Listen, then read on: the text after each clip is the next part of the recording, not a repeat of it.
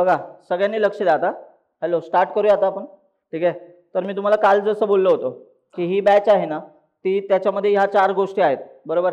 या सगळ्या placement ready batch आहे, म्हणजे सगळं प्लेसमेंट रिलेटेड जो कंटेंट आहे ना तो आपण या बॅचला कव्हर करतो. ठीक आहे. आता आम्ही खूपशा लोकांना हेच काल एवढे लोक होते, खाली पण बसवावं लागलं त्यांना डेमो लेक्चरमुळे. त्यांना सगळ्यांना मी कालच सांगितलं की तुम्हाला सगळ्यांना सांगितलं होतं की आजचं लेक्चर पण यूट्यूबला येणार आहे. मग काही लोकांना असं होतं की अरे एवढी गर्दी, मी आधी येण्यापेक्षा मी यूट्यूबवर बघतो.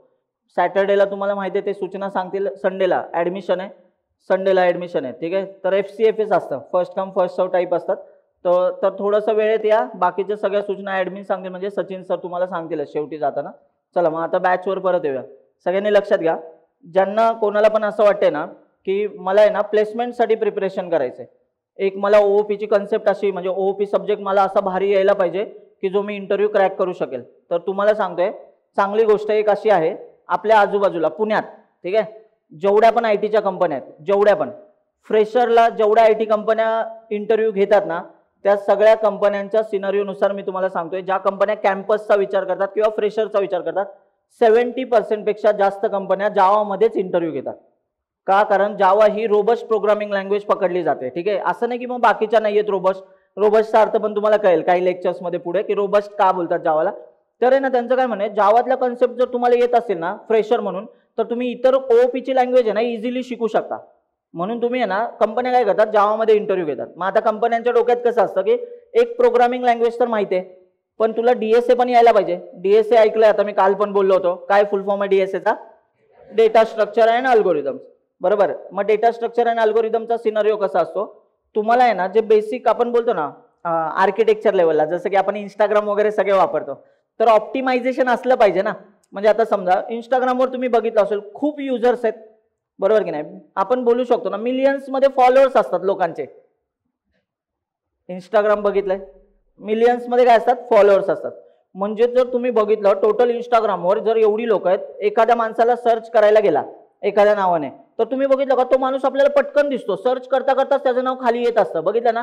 ते आपल्याला काय करतं, सजेस्ट करत असतं की ह्या नावांपैकी तू कोणाला सर्च करतोय का. एवढं तर केलं असेल. कधीच नाही सर्च केलं कोणाला, नाही करा मग आज गेल्यानंतर. ठीक आहे. हां, ट्राय करा, तुम्हाला कळेल की असं सजेशन ते देतं बरोबर आपल्याला. मग तुम्ही इमॅजिन करा, एवढ्या मिलियन्स ऑफ डेटामधनं जर ते एवढ्या फास्ट सर्च करून दाखवत असेल, याचा अर्थ त्यांचा कोड ऑप्टिमाइज आहे. ऑप्टिमाइज म्हणजे काय, काही फ्रॅक्शन ऑफ सेकंड मध्येच मला आहे ना ज्या माणसाला सर्च करायचंय एवढ्या मोठ्या डेटाबेस मधनं तो मला असं आणून दाखवतोय. याचा अर्थ त्यांच्याकडे काहीतरी अशी सिस्टीम, त्यांनी असा कोड लिहिलाय जो ऑप्टिमाइज कोड आहे, जो फास्ट रन होतोय. मग DSA मध्ये आपण ह्याच गोष्टी शिकतो की आपल्याला कोड लिहायला जमतो ना, जरा त्याला ऍडव्हान्स लेवलला टाइम कॉम्प्लेक्सिटी वगैरेच्या कन्सेप्ट या कमी करून आपण कसं करू शकतो. ही गोष्ट महत्वाची का असते, कारण तुम्ही बघा ना मायक्रोसॉफ्ट, Amazon, गुगल या कंपन्या आहे ना SD चा जो इंटरव्ह्यू घेतात, म्हणजे सॉफ्टवेअर डेव्हलपमेंट इंजिनियर आपण बोलतो ना, ठीक आहे, त्या जर इंटरव्ह्यू घेतात ना त्याच्यामध्ये सगळ्यात महत्वाचा राऊंड DSA असतो. तुम्ही ऐकलं असेल ना, मँग कंपनीज ऐकलंय. बरं मँग हा शब्द किती लोकांनी ऐकलाय? Manga, MAANG, manga. हात वर करा जरा. हा, मँग फुल फॉर्म सांगा बरं आता.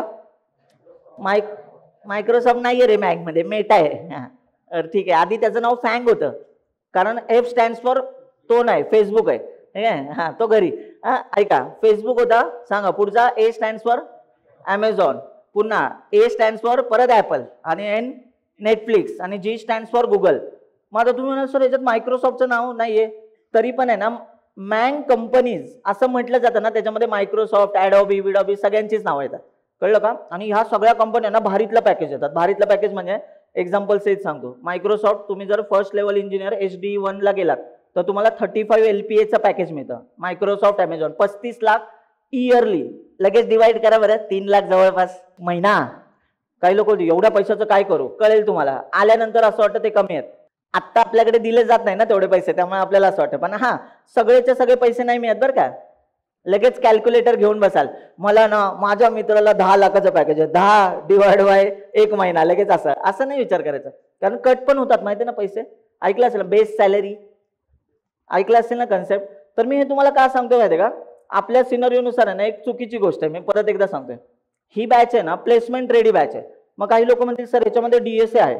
जर मी त्या कंपनीसाठी इंटरव्ह्यूसाठी विचार केला तर मला ह्या DSA मध्ये ते कव्हर होईल का, तर यस, तुम्हाला कळून जाईल की हे DSA आहे ना साधं सुद्धा DSA मी शिकवत नाही, असं म्हणजे बेसिक वाला. ठीक आहे. म्हणजे असं नाही की युनिव्हर्सिटीची एक्झाम क्रॅक केले, हे डीएसए डायरेक्ट मँग कंपनीचं आहे. मग आता तुम्ही मला सांगा, लांबचा प्रवास जेव्हा आपण करत असतो 1000 किलोमीटरचा, तेव्हा तुम्ही इमॅजिन करा डीएसए म्हणजे आपला 1000 किलोमीटरचा प्रवास आहे, त्याच्यामध्ये छाटछूट अशी इतर गोष्टी डेस्टिनेशन येऊन जातीलच ना.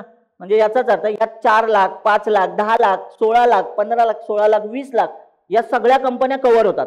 जर तुम्हाला मी जर हे डीएसए सगळं शिकवतोय, सगळ्या गोष्टी आहेत त्याच्यामध्ये, सगळ्या गोष्टी कव्हर होतील. काही लोक बोलतील पण सर आम्ही ऐकलं की डीएसए थोडं अवघड असतं. परत एकदा सांगतोय, जी गोष्ट आपण कधी आयुष्यात बघितली नाही ना ती अवघडच असते.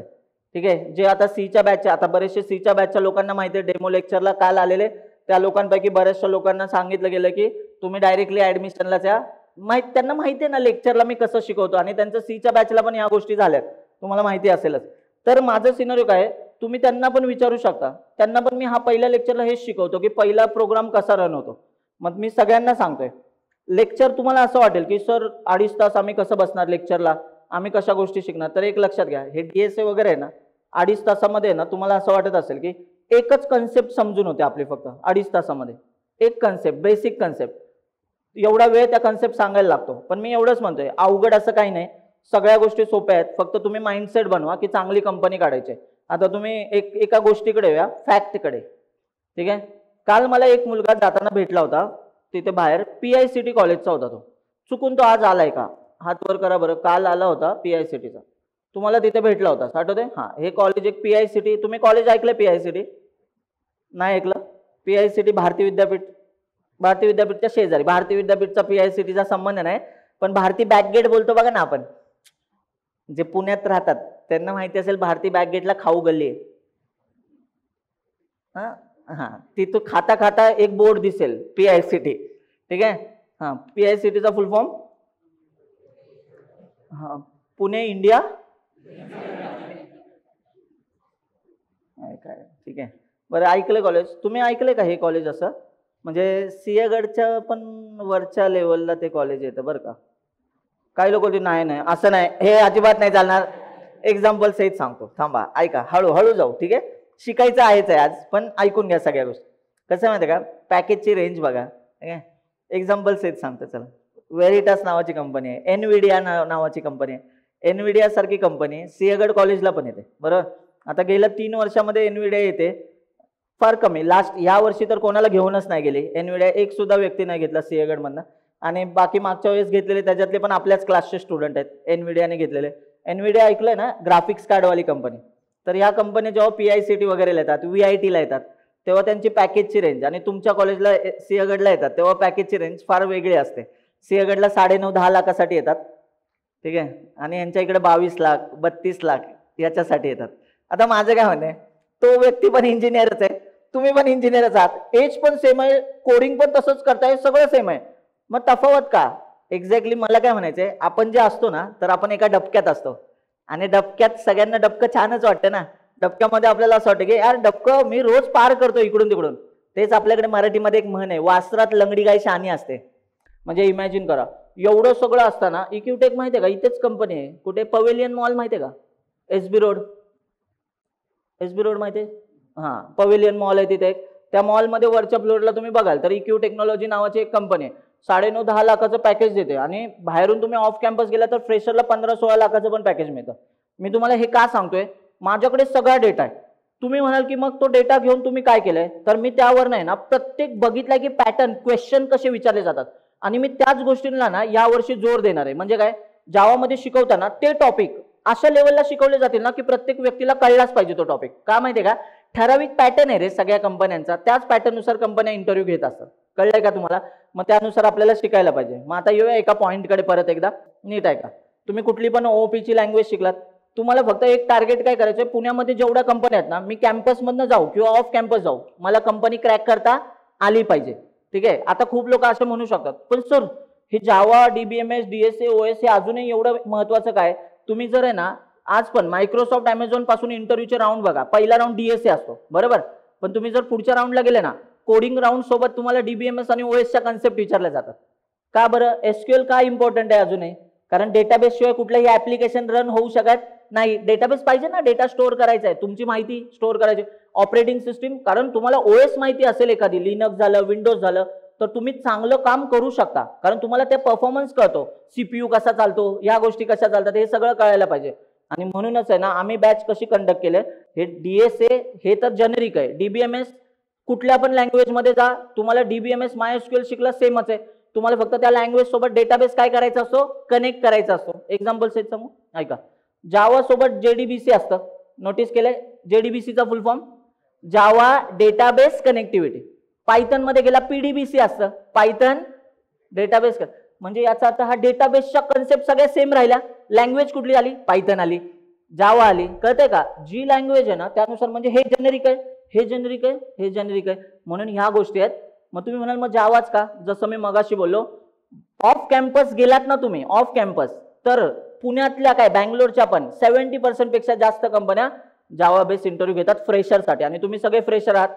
आणि अजून एक गोष्ट, कॅम्पसमध्ये जर कंपन्या येतात 95% कंपन्या जावा बेस इंटरव्ह्यू घेतात. माझ्या 2 वाक्यांमधला अर्थ तुम्हाला कळला का, तुम्ही ऑफ कॅम्पस गेलात, 70% कंपन्या म्हणजे काय आहे ना, पुण्यातल्या सगळ्या कंपन्यांपैकी 70% पेक्षा जास्त कंपन्या फ्रेशरचा इंटरव्ह्यू घेतात, जावा विचारतात.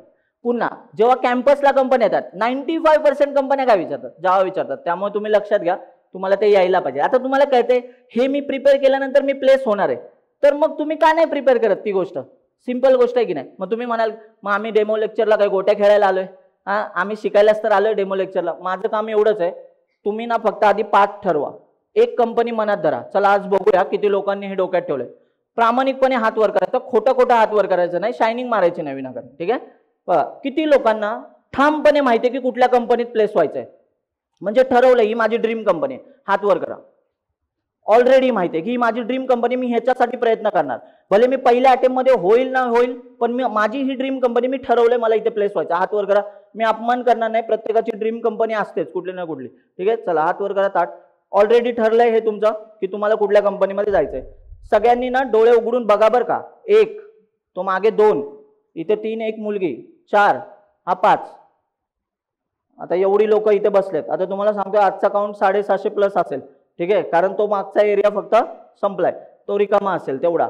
750+ लोक आहेत या आत्ताच्या हॉलमध्ये पूर्ण. तुम्ही इमॅजिन करा, सगळ्यांनी जर डोकं लावूया, त्याच्यातले 5 लोक असे म्हणतात की मला माझी कंपनी माहिती आहे की मला कुठल्या कंपनीमध्ये जायचं. बाकीचे काय म्हणतील, सर आपलं आयुष्य फुटबॉल सारखं आहे, लात मारेल त्या साईडला आपण निघतो. म्हणजे तुम्ही ना, मी परत सांगतोय नीट ऐका सगळ्यांनी, ॲसेंचर, इन्फोसिस, विप्रो, टीसीएस वगैरे सगळ्या कंपन्या, जर तुम्ही त्यातले टॉप पॅकेज घेत असाल ना, तुम्हाला स्ट्रगल करण्याचं आहे. पण मला असं वाटतं की त्या माशांसारखं नका बनवू, जाळं टाकलं माशांचा ढीकचा ढीक ओढला जातो. तुम्ही नोटीस केलं, हे बघितलं असेल ना, कोळी लोक जाळ्या टाकतात आणि माशांचा ढीकचा ढीक जाळ्यामध्ये येतो. या मास रिक्रुटर कंपन्या आहेत, टीसीएस, इन्फोसिस, ॲसेंचर, ऐकलं ना कंपन्या या, आणि त्या तुमच्या सगळ्यांच्या कॉलेजला येतात. मला कसं वाटतं माहिती आहे का, कोणीतरी जाळ्या टाकलंय आणि ओढून नेलंय, तुमचं स्किल सेट नाहीये तरी तुम्ही प्लेस आहात, असं होता कामा नये. सिरियस सांगतोय, एक आहे ना मोटिव्ह पाहिजे, माहिती पाहिजे की मला आयटी मध्ये ह्या कंपनीमध्ये जायचंच आहे. काही लोकांना असं वाटेल तू फक्त आम्हाला हेच सांगतो का, मी परत सांगतोय, सगळ्या वर्षी मी बॅचला हेच बोलत असतो, सेम वाक्य. आणि तुम्हाला माहिती आहे का, जे माझं ऐकलेत ना ज्यांनी, त्यांना रिझल्ट दिसलेत. आपल्या क्लासची जी लोक आहेत ना ती शांत बसणार नाहीत, ते असे सॅटिस्फाईड नाही होत. 3.5 लाखाचं पॅकेज भेटले, 4 लाखाचं भेटले, पैशावरनं पॅकेज नाही मी बोलत आहे, पण एक लक्षात ठेवा, कंपनी लक्षात आली पाहिजे. चला एक काम करूया, या 5 लोकांनी हात वर केला होता, जरा ऐकून तर घेऊया त्यांची ड्रीम कंपनी काय, ऐकूया ना. ठीक आहे, अजून कोणी आहे का असं या 5 व्यतिरिक्त ज्यांना माहिती आहे की त्यांची ड्रीम कंपनी कोणती आहे, त्यांना तिथंच प्लेस व्हायचंय, चुकून हात वर केला नव्हता, आता भीती वाटत होती काही, कोणी बघेल. हा बघा, 2 हात वर आले, इकडे 3 4 हात वर आले. हा ठीक आहे, आपण ऐकूया यांच्याकडनं. चला हा मागे, चला तुमच्यापासून सुरुवात करू. शेवटी हा बोल रे मित्रा. हा तू पण सांग. ठीक आहे, सांग, तू उभा राहिलायस तर सांग. आता मायक्रोसॉफ्ट. ओके, खाली बसून सांगितलं तर चालेल, उभं राहायची गरज नाही. हा मित्रा, ते शेजारी आता हात वर केलेला. मायक्रोसॉफ्ट. ओके, डेलॉइट कंपनी किती लोकांनी ऐकले ऑलरेडी, हात वर करा. वा वा, क्या बात आहे. डेलॉइट इंडिया आणि डेलॉइट US असे त्यांचे 2 गोष्टींमध्ये कामं चालतात, डेलॉइट इंडिया, डेलॉइट US. ठीक आहे, बायजूस ऐकलंय का? बायजूस काय होतं रे बायजूस? हा क्लास होता, माझ्यासारखा बोलला तर लय मारे ना. ठीक आहे, एक क्लास होतं बरोबर ना. तर ते बायजूसचं सगळं ना लेखाजोखा बघणारी कंपनी डेलॉइट कडेच होतं. तुम्हाला माहिती आहे ना, फायनान्शियल रिपोर्ट्स असतात. त्या कंपनीचं नाव ॲटलासियन आहे. किती लोकांनी ॲटलासियन ही कंपनीचं नाव ऑलरेडी ऐकलंय? ताट हातवर करा. अटलांटिक ओशन नाही म्हणत आहे मी, मारे ना, ॲटलासियन म्हणतोय. हा ठीक आहे, गुड गुड. भेटा मला नंतर नक्की. ठीक आहे, चला नेक्स्ट. हा, एनविडिया. एनविडिया तर सगळ्यांनीच ऐकलं असेल, नसेल ऐकलं तरी ते नजरेत पडलंच असेल. ते एक चक्रीवादळ हिरवं असतं, ते आपल्या लॅपटॉपवर चिकटवलेलं असतं. अरे भौरा, लॅपटॉपवर बघा ना एक हिरव्या कलरचा एक स्टिकर असतो. हे कुठं असतो हे नाही बघत मी, डायरेक्ट चालू करतो, डायरेक्ट साईटवर जातो.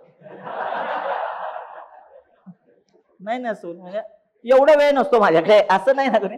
हा, लक्ष द्या रे जरा, बघा आपला लॅपटॉप उघडून. त्या लॅपटॉप उघडाय म्हणजे चालू करायची पण गरज नाही, फक्त फ्लिप ओपन केलं ना तरी तुम्हाला तिथे दिसतं की एनविडिया. बरेचसे आपले लॅपटॉप बघा ना, आता जेवढे आपण लॅपटॉप घेतोय एनविडिया ग्राफिक्स कार्ड आपण त्यांचंच वापरतोय. इंटेल नावाची एक कंपनी जी सीपीयूची कंपनी आहे, त्यांचं इंटिग्रेटेड ग्राफिक्स कार्ड ऑलरेडी येतं. ठीक आहे, त्या विषयाकडे आपण नंतर निवांत जाऊ, जरा थोडं टेक्नॉलॉजीचा विषय जास्त होऊन जाईल, थोडं एन्जॉय करू आजच्या लेक्चरला पण. ठीक आहे, चला नेक्स्ट कोण होतं? हे दोघं झाले. ॲटलासियन. लक्षात ठेवा कंपन्यांची नावं तरी माहिती पाहिजे. ठीक आहे, डेलॉइट, ॲटलासियन झालं, मायक्रोसॉफ्ट झालं. इकडे ताई तुम्ही सांगा, इकडे मागे. हा, मायक्रोसॉफ्ट. ओके, मागे त्यांच्या मागे पण हात वर केला होता. हा, जोरात बोलाल फक्त.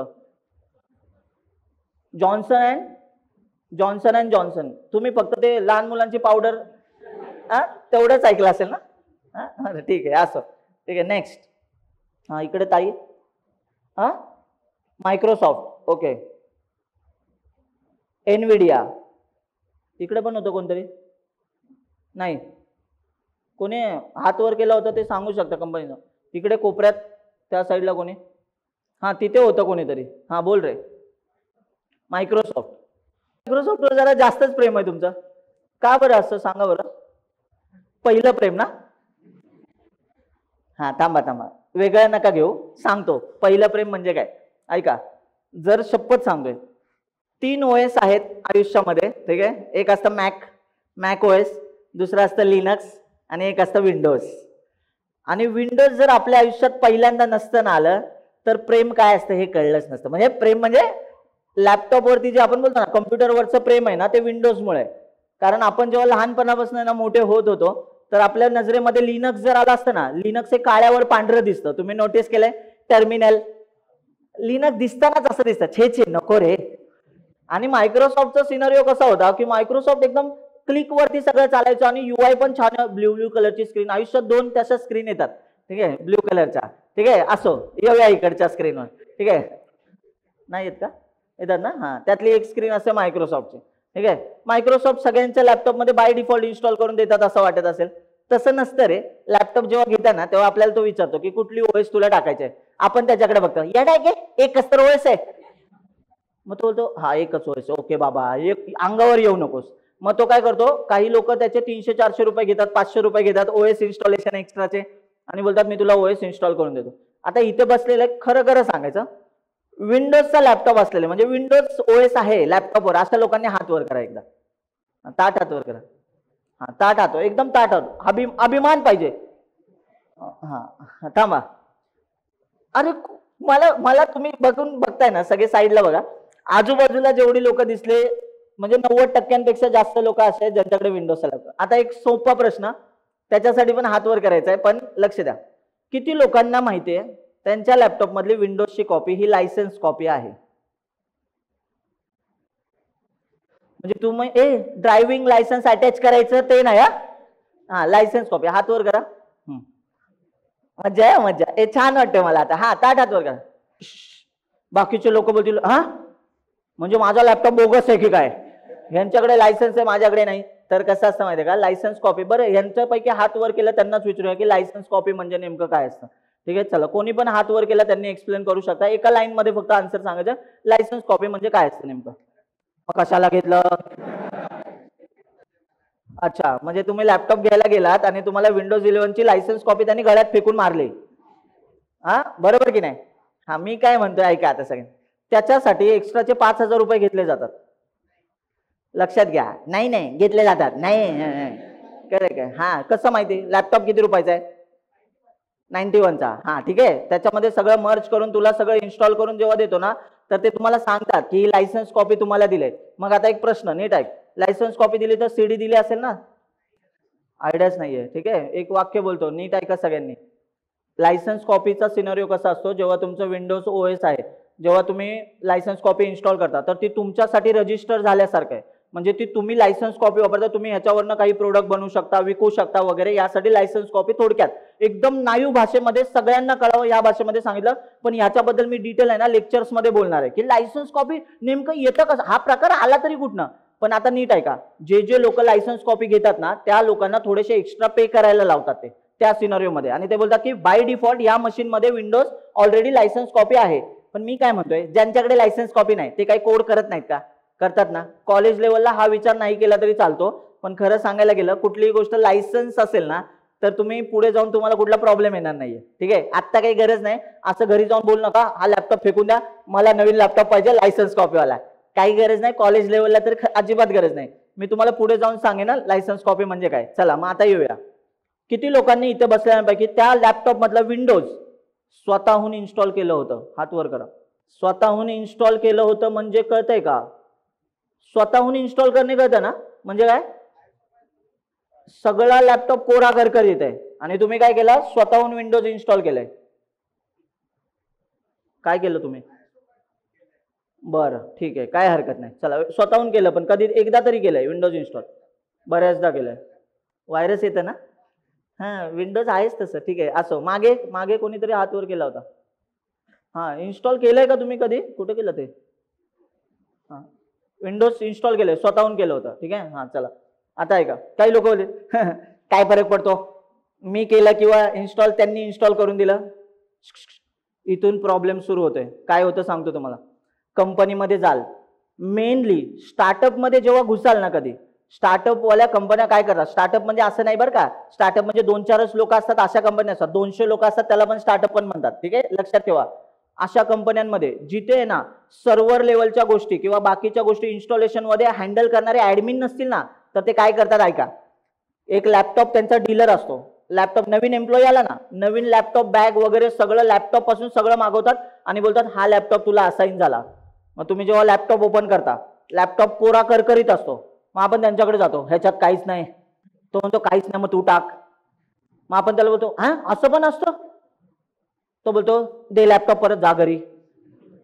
म्हणजे याचा अर्थ त्याचं म्हणणं काय माहितीये का, तू इन्स्टॉल कर स्वतःहून ऑपरेटिंग सिस्टीम. मग आपला इथनं प्रश्न असतो ओएस आपण इन्स्टॉल कशी करायची. म्हणूनच मी तुम्हाला म्हणतोय या बॅच मध्ये सेशन्स होणार आहेत असे ज्याच्यामध्ये ओएस इन्स्टॉलेशन पण असणार आहे. या वर्षीचा सिनारिओ काय आहे असा, कारण की ना बरीचशी कंपन्यांमध्ये जी लोक प्लेस होत आहेत ना त्यांना सिस्टीम म्हणजे मोठ्या कंपन्या पीटीसी झालं, एनविडिया झालं वगैरे, या कंपन्यांमध्ये ऑलरेडी एक टीम असते वेगळी जे हे सगळ्या गोष्टी ना करून देते तुम्हाला. म्हणजे तुमचा रेडी करकरीत लॅपटॉप नसतो, त्याच्यामध्ये सगळं इन्स्टॉलेशन वगैरे केलेलं असतं. अशा सिनारिओमध्ये तुम्ही काय करता, जाता लॅपटॉप चालू करता, ओएस वगैरे आहे, तुम्ही काम करायला सुरुवात. पण ज्या स्टार्टअप्स आहेत जे कोरा लॅपटॉप देतात तेव्हा तुम्ही ओएस कशी इन्स्टॉल करता. म्हणून मी तुम्हाला सांगतो या बॅचला ते सुद्धा करणार होते. येऊया आता विंडोजच्या पॉईंटकडे परत. सगळ्यांकडे एवढ्या लोकांकडे विंडोज आहे, आपण असं कन्सिडर करूया विंडोजचा लॅपटॉप घेतला तेव्हाच विंडोज ओएस तुमच्याकडे होते. पण एक गोष्ट नीट ऐका, आता तुमच्याकडे ज्या कंपन्या येतात त्यातल्या सगळ्याच कंपन्या विंडोज ऑपरेटिंग सिस्टीम नाही वापरत. तुमच्याकडे ज्या कॅम्पसमध्ये कंपन्या येतात त्या कंपन्या, सगळ्याच कंपन्या मी बोलतोय, सगळ्याच कंपन्या नाही वापरत विंडोज. आपण कॅम्पस लेवलला, कॉलेज लेवलला किंवा आपल्या कॉलेजमध्ये जे मशीन्स असतात ते सगळे विंडोजचे मशीन असतात, तुम्ही बघितलंय. पण बरेचसे कॉलेजेस आता सुधारलेत आणि बरेचसे कॉलेज आता लिनक्सचे मशीन ठेवतात. तर किती लोकांच्या कॉलेजमध्ये प्रॅक्टिकलला लिनक्स मशीन असतात? हात वर करा. काय, थांबा थांबा एक मिनिट. लिनक्स मशीन म्हणजे लिनक्स ही ऑपरेटिंग सिस्टीम आहे, बरोबर की नाही? हा सांगा. विंडोज असतं, लिनक्स असतं आणि तिसरी कुठली असते? Mac OS. हे कळते ना? लेक्चरचा पार्ट आहे. इथनं हळूच आपण अशा ठिकाणी जाणार आहोत जिथनं कोड कसा रन होतोय आपल्याला कळणार आहे. सगळ्यांनी लक्ष द्या. 3 ओएस असतात. चला मग बघूया आता एक गोष्ट. विंडोज आपल्या सगळ्यांना माहिती आहे, लिनक्स माहिती असलेली लोक एवढी असतील. आता लिनक्सचे पण डेस्ट्रो असतात. डेस्ट्रो म्हणजे आपण असं बोलूया पिलावर आहे, जी लिनक्स पासून काय झाले, जन्माला आलेले. तुम्ही कोणतं लिनक्सचं व्हर्जन वापरलंय, भले तुमच्या लॅपटॉप मध्ये नसू द्या, कॉलेजमध्ये वगैरे वापरलंय, कुठेतरी बघितलंय. किती लोकांना लिनक्सचे काही व्हर्जन्स माहिती आहेत? आपण त्यांच्याकडनं नावं ऐकायचा ट्राय करूया. किती लोकांना माहिती आहे? त्यांनी हात वर करा. लिनक्सचं एक तरी व्हर्जन माहिती पाहिजे. चला हात वर करा, बोलूया आपण. जोर जोरात फक्त आवाज द्याला तिकडून, शेवटीपासून सुरुवात करूया. शेवटी जोरात बोलशील. लिनक्स नाही बोलायचे, त्याचा जो डेस्ट्रो आहे तो त्याचं नाव डायरेक्टली सांगायचं. हा बोला. शेवटी कोपऱ्यात तिकडे मागे. हा उबंटू ऐकलंय? उबंटू ऐकलंय? उबंटू उबंटू लिनक्सचाच माणूस आहे. ठीक आहे. हा नेक्स्ट, त्याच्या अलीकडे कोण होता तो? हा बोल. हा सेम असेल ना तर बोलू नका. आता उबंटू 1, उबंटू 2. काही लोक बोलले सर उबंटू 22.04, उबंटू 24.04. मान्य आहे मला, हे ओएस चे वर्जन्स आहेत त्याच्यामध्ये, पण उबंटू एक झाला की उबंटू. ठीक आहे, संपलं. नेक्स्ट दुसरं बोला. वेगळं कुणी बघितलंय का? हा चला, हात वर केलेला मागे. डेबियन. क्या बात आहे. डेबियन किती लोकांनी नाव ऐकलं होतं रे आधी? हात वर करा. ठीक आहे, गुड. ऐका, आज ऐका बरं का, टेक्नॉलॉजीचा क्लास आहे. ठीक आहे, ऐकाल. चला नेक्स्ट. हा काली लिनक्स. तीच ती हुडीवाली लोक पासवर्ड हॅक करतात. हा गरीब लोक एकदम, माहितीये का? हुडी घालणार, पासवर्ड खटखट खटखट खट. काय झालो आपण? हॅकर झालो. आणि हॅकर लोकांची सगळ्यात आवडती लिनक्स आहे कॅली लिनक्स. ऐकलंय ना? काली नाही बरं का, काली माता नाही, कॅली लिनक्स. ठीक आहे, ऐकलंय सगळ्यांनी? किती लोकांनी नाव आधी ऐकलं होतं कॅली लिनक्स? हातवर करा. अरे वा, म्हणजे तुम्ही हॅकर. उद्यापासून हुडी घालून या. ठीक आहे, आपण बघूया काय काय हॅक करतायत. पॅटर्नचा कोड लिहायचा. सांगतो काय बोलतोय सांगतो. आसूर बघितलंय? आसूर नावाची एक वेब सिरीज होती. आसूर मध्ये ना ती कशी बोलते माहिती ना? रुको मैं ट्राय करती हूँ थोडा. हा काहीतरी पासवर्ड वगैरे हॅक करायचे होते. ती लिटरली बाई जावा मध्ये पॅटर्नचा कोड लिहित होती. पॅटर्न, स्टार पॅटर्नचा कोड बरं का तिथे दिसतोय. आणि ती बोलली 2 फॉर लूप खटाखट खटाखट खटाखट, हॅक, पासवर्ड क्रॅक, लगेच टोपी. हॅकर. अरे यार, तुम्ही जर कोडर असाल ना तर तुम्ही आवर्जून वेब सिरीज बघा ती, आणि त्याच्यामध्ये तुम्हाला दिसेल की जावाचा कोड लिहित होती. आणि तो जावामध्ये पण थोडाफार कलेक्शनला तरी जावं. जेडीबीसी मान्य, नेटवर्किंगच्या 2-4 लाईन तरी असायला पाहिजे होत्या. ती धडधडीत पॅटर्नचा कोड लिहिते. आणि पॅटर्नचा कोड हा लॉजिक बिल्डिंग मधला सगळ्यात बेसिक कोड मानला जातो. आणि बघा आपले सिरीज, ह्या वेब सिरीज. ठीक आहे, असं कळतंय ना तुम्हाला? मग आता खूप लोकांना असं वाटतं की हॅकिंग करायचंय, तर हॅकर लोकांची आवडती लिनक्स असते ती कॅली लिनक्स असते, कारण त्याच्यामध्ये ऑलरेडी बऱ्याचशा गोष्टी इनबिल्ट असतात. ठीक आहे, नेक्स्ट लिनक्स. चलो बोला. आर्क वापरली का? पण का सांगतोय असंच? इन्स्टॉलेशन केलं, वापरलं नाही, मग वापरणार कधी? अवघड आहे? अवघड कुठलीही लिनक्स नाही, म्हणजे ओएस वापरायला अवघड नाही. ट्राय करा आणि सांगा नंतर अनुभव. नेक्स्ट. संपल्या? हा मिंट ओएस. ते मिंट वाला चॉकलेट नाही म्हणत आहे, मिंट नावाची पण एक ओएस आहे लिनक्स मध्ये. ठीक आहे, अजून सांगायचे? सोम सांग. फेडोरा. फेडोरा ऐकलं असेल ना रे? फेडोरा किती लोकांनी ऐकलंय? फेडोरा हे बरं, तुम्हाला असं नाही ना वाटत ही कुठल्या गांजांची नावं तू घेतोय? हे गांजांचे प्रकारच वाटतायत आम्हाला. हे काय बोलतोयस तू? ऐका, हे लिनक्सचं नाव आहे. ठीक आहे, डेस्ट्रॉय. चला असो, बरं एक सांगून टाकतो. ठीक आहे, ऐका. रेड हॅट तर ऐकलं पाहिजे राव. रेड हॅट, किती लोकांनी रेड हॅट हा शब्द ऐकलाय? तुमच्याकडे ना इनफ नॉलेज आहे, फक्त ओएस ची नावं माहिती असण्याचं. ठीक आहे, आता येऊया महत्वाच्या मुद्द्याकडे. ठीक आहे, सगळ्यात भारी ओएस दिसायला सुद्धा आणि चालणार सुद्धा, मॅक ओएस. ऐकलंय? मग आता ऐका, ऐका नीट ऐका, एक स्टोरी सांगतो तुम्हाला. ठीक आहे, मॅक ओएसला आहे ना ब्युटी विथ ब्रेन म्हणतात. ठीक आहे, तुम्हाला पण माहिती असेल की मॅकवाला व्यक्ती आहे ना कधी दुसरा लॅपटॉप नाही वापरू शकत. का माहितीये का? कसं असतं मॅक मध्ये, तुम्ही बघाल ना एवढी भारी सुंदरता म्हणजे काय, आपण बघा ना विंडोजचा लॅपटॉप आपला गरीब मिनिमाइज करतो, मिनिमाइज केल्यावर गपचूपपणे तो खाली जातो. तुम्ही या मॅकचा लॅपटॉप बघितला का? मिनिमाइज केलं ना तर तो असा जातो. हा मी असंच नाही बोलत आहे. ठीक आहे, काळजी करू नका. बरं किती लोकांकडे मॅक आहे ऑलरेडी? हात वर करा. हा हे जे मी वाक्य बोलतोय ते तुम्ही पाहिलं असेलच. मिनिमाइज केल्यानंतर ते गपचूप असं नाही जात. कसं जातं?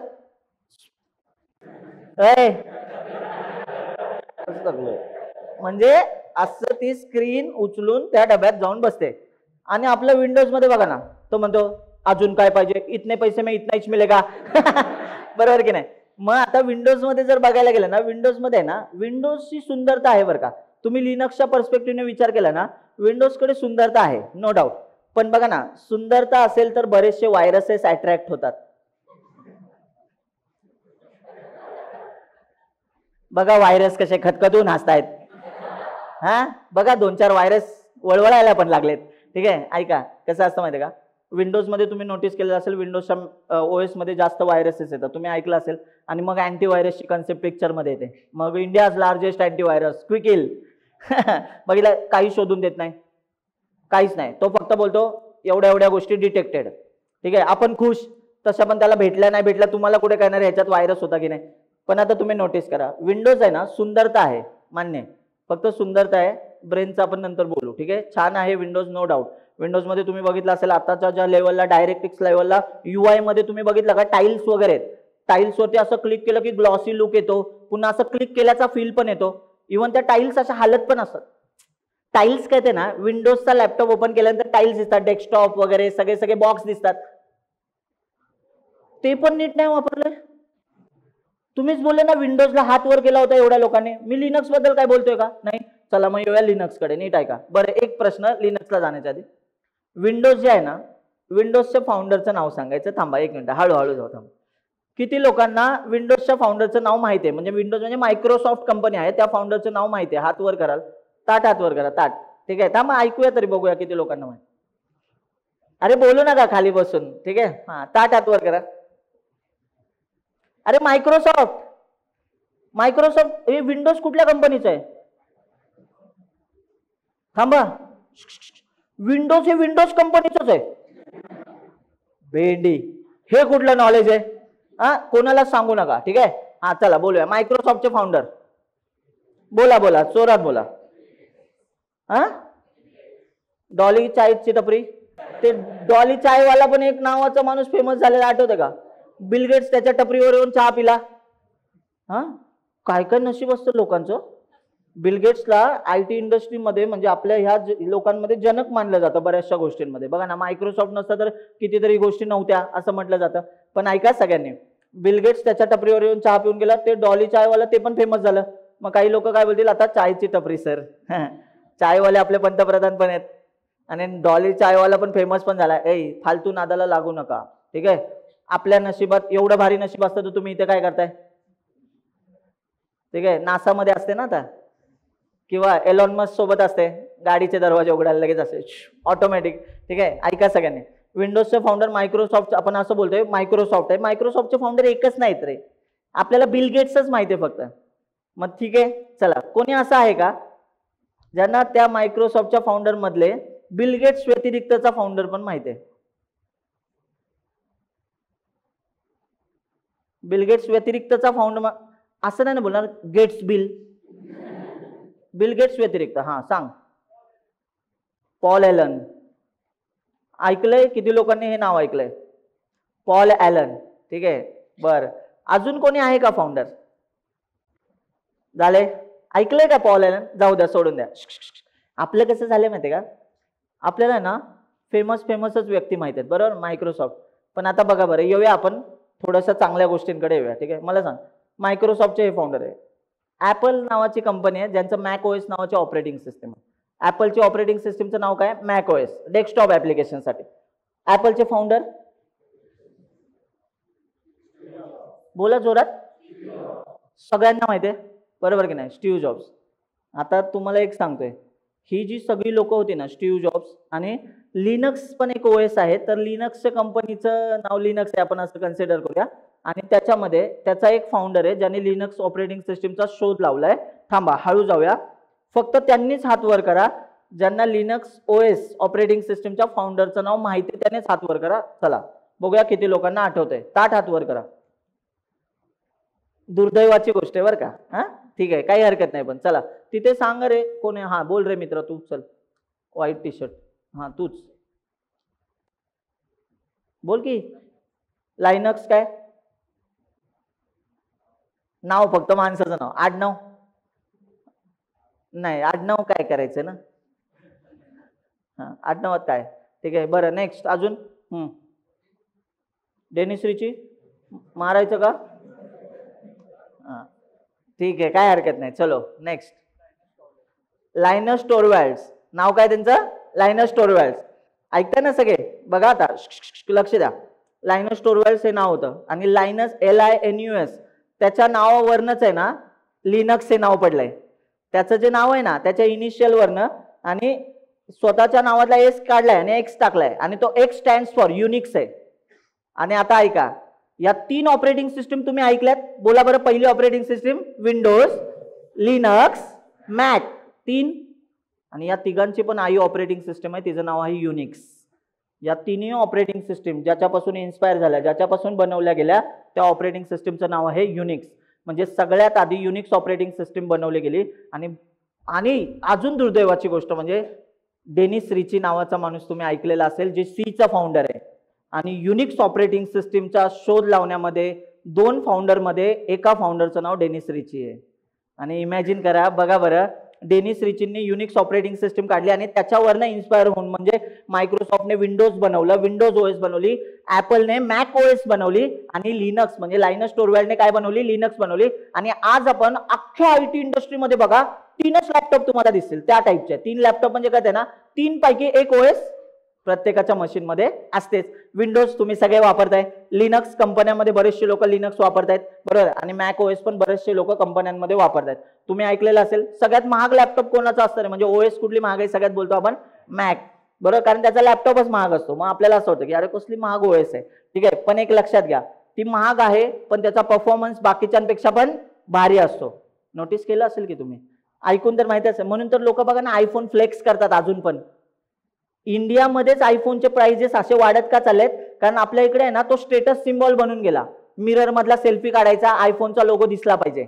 ही घाणेरडी सवय अजूनही इंडियामध्ये तुम्ही नोटीस करा ना. त्यामुळे बघा लोक काय करतात, भाड्याने काय बोलतात त्याला, रेंट वरती, काय रेंट नाही ते काय देतात, EMI वरती लॅपटॉप ते हे घेतात, आयफोन घेतात आणि सांगतात ना येड्या आयफोन आहे. बोलताना पण असं बोलणार 4 लोकांना असा दिसला पाहिजे. काय गरज आहे? ही फालतूगिरी आहे. पण त्यांनी तुम्ही विचार करा, माझं काय म्हणणे नीट आहे का? आपण लोकांनी असं नसलं पाहिजे. तुमच्याकडे आयफोन असावा ना, पण तुम्हाला त्याच्या प्रोसेसर पासून सगळ्या गोष्टी माहिती पाहिजे की तुमचा आयफोन चालतोय कसा, ठीक आहे. तर आपण डेव्हलपर आहोत. मग आता स्टार्ट करूया आजच्या लेक्चरला. जर हे कळायचं असेल आयफोन कसा चालतोय, तर आधी हे समजून घ्यावा की डेस्कटॉप ऍप्लिकेशन काय असतात आणि आपण जे प्रोजेक्ट रन करतो, प्रोजेक्ट म्हणा, ऍप म्हणा, त्याच्या आधी काय असतो? एक प्रोग्राम असतो. आपण काय लिहितो? कोड लिहितो. मग आपला कोड रन कसा होतो हे आपल्याला समजलं पाहिजे.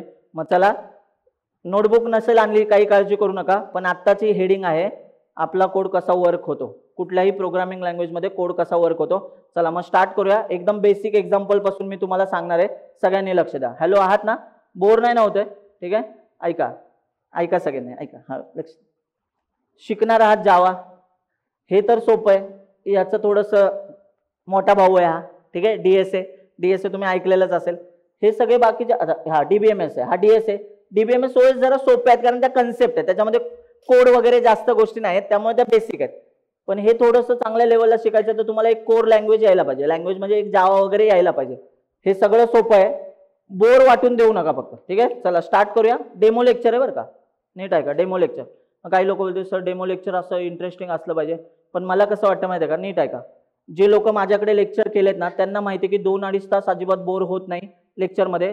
पण आहे ना आत्ता डेमो लेक्चरला काही लोक असे पण आहेत ना, त्यांना हे बघायला आलेत की मी कशा लेवलला शिकवू शकतो, काय शिकवणार आहे. त्यामुळे त्यांच्यासाठी आपल्याला सगळ्या गोष्टी सुरुवातीपासून सांगायला पाहिजे, सगळ्या गोष्टी सांगायला पाहिजे. बाकीच्यांना विश्वास आहे माझ्यावर, त्यांना ऑलरेडी माहिती आहे की मी काय लेवलला शिकवतो. तुमच्या मित्रांकडनं पण तुम्ही ऐकलेलं असेल. पण आपल्याला बघा ना, हा अवघड टॉपिक असताना पण मला आधी सांगावं लागतंय. चला मग स्टार्ट करूया. प्रोग्राम कसा रन होतो आपण चेक करूया. चला ऐका, पटपट पटपट येस नो मध्ये आन्सर द्यायचं बरं का. ह्याला काय म्हणतो आपण? एकदमच झिरो पासून. जे लोक मला भेटलेत ऑलरेडी, वेगवेगळ्या बॅकग्राऊंडचे आहेत, इथून शिकवतोय. सो लक्ष द्या, ठीक आहे. आता बघा, बटन असतात असे, काय बोलतो आपण याला? कीबोर्ड. हे सगळे काय आहेत रे? हार्डवेअर आहेत. आता ऐका, एक तुम्ही ना ही गोष्ट ऐकली असेल, रॅम. प्रत्येक मोबाईलमध्ये आणि प्रत्येक लॅपटॉपमध्ये काय असते? रॅम असतेच, बरोबर. महत्वाचा पार्ट आहे. पुन्हा अजून एक पार्ट म्हणजे सीपीयू काय बोलतात त्याला? प्रोसेसर. म्हणजेच हा ब्रेन असतो, ब्रेन. आपलं बघा ना, मेंदू काय असतो? ब्रेन म्हणजे त्याच्यामध्ये सगळ्या गोष्टी होत असतात, प्रोसेसिंग होत असतं आणि तो सगळ्या बॉडीपासून कुठल्याही सगळ्या पार्टला सगळ्या गोष्टी प्रोव्हाइड करण्याचं काम कोण देतं? हे तुला काम करायचं. आता बघा ना, एखादी आता ही चेअर दिसते, मी इकडे उचलून इकडे ही चेअर अशी ठेवली, तुम्हाला काय वाटते? माझ्या हातांनी जरी हे काम केलेलं असेल तरी त्यांना संदेश पाठवणारा कोण होता? ब्रेन होता. म्हणजे सगळी प्रोसेसिंग पॉवर कोणाकडे? ब्रेनकडे. आणि म्हणूनच आहे ना, सीपीयूला आपल्या लॅपटॉप मधला कोर पार्ट समजला जातो. म्हणजे हा सगळ्यात महत्वाचा पार्ट आहे. हा जर नसेल तर आपला लॅपटॉप काम करणार नाहीये. ठीक आहे, बाकीचे फक्त हार्डवेअर पुरते मर्यादित राहतील. आणि नीट ऐका आता, ते बोलू नका, लक्ष द्या मागे, प्लीज लक्ष द्या. आता तुम्हाला हे दिसत असेल, हे 4 हार्डवेअर इथे बसलेल्या सगळ्या लोकांना माहिती असते. असं कोणी आहे का? मॉनिटर बघितलं असेल, मॉनिटर म्हणजे आपल्या लॅपटॉपची स्क्रीन. कीबोर्ड म्हणजे लॅपटॉपवरचे जे बटन्स असतात त्याला आपण काय बोलतो? कीबोर्ड. अजून एक असतो टचपॅड असतो और माऊस असतं. सांगा बरं, लॅपटॉपवर काय असतं? माऊस असतो की टचपॅड असतो? टचपॅड असतं. पण तुम्ही डेस्कटॉप वापरत असाल असे. डेस्कटॉप म्हणजे काय ना, मशीन आहे. सीपीयू म्हणजे त्याला सीपीयू नाही म्हणत, आपल्या ह्याच्यात सीपीयू बोलतात, डब्बा. कॅबिनेट म्हणतात त्याला. काय म्हणतात त्याला? पण त्या कॅबिनेट मधला सगळ्यात महत्वाचा पार्ट मदरबोर्ड असतो. आणि मदरबोर्डवर सगळ्यात महत्वाचा माणूस कोण आहे? सीपीयू. म्हणूनच त्या बॉक्सला काही काही लोक काय बोलतात? सीपीयू पण म्हणतात. ऐकलं असेल ना? आपण बोलतो ना, ही माझी स्क्रीन आहे मॉनिटर आणि हा माझा सीपीयू आहे. पण ऍक्च्युली तो सीपीयू नसतो, तो काय कॅबिनेट आहे. कॅबिनेट म्हणजे काय? जो सगळं झाकून ठेवतोय, सगळ्या लोकांना एकत्र आणून ठेवतोय. पण त्याच्यामध्ये पण सगळ्यात महत्वाचा पार्ट कोण आहे? सीपीयू. म्हणून याला सीपीयू असं सुद्धा म्हणतात. पण एक लक्षात ठेव, हे 5 माणसं तुम्ही तर सगळ्यांनी बघितले असतील, यांना एकत्रितपणे काय म्हणतात रे? काय म्हणतात? हार्डवेअर. आता एक वाक्य नीट लक्ष द्या, एक सोपं विचारतो, सगळ्यांनी सांगा. लॅपटॉप विकत घेतला, बरोबर? सगळे आहात ना पिक्चर मध्ये? शून्यातनं कळतंय की नाही मला सांगा. लॅपटॉप विकत घेतला, मला सांगा, लॅपटॉप मध्ये कुठली पण ओएस इन्स्टॉल करा. विंडोज कराल, लिनक्स कराल.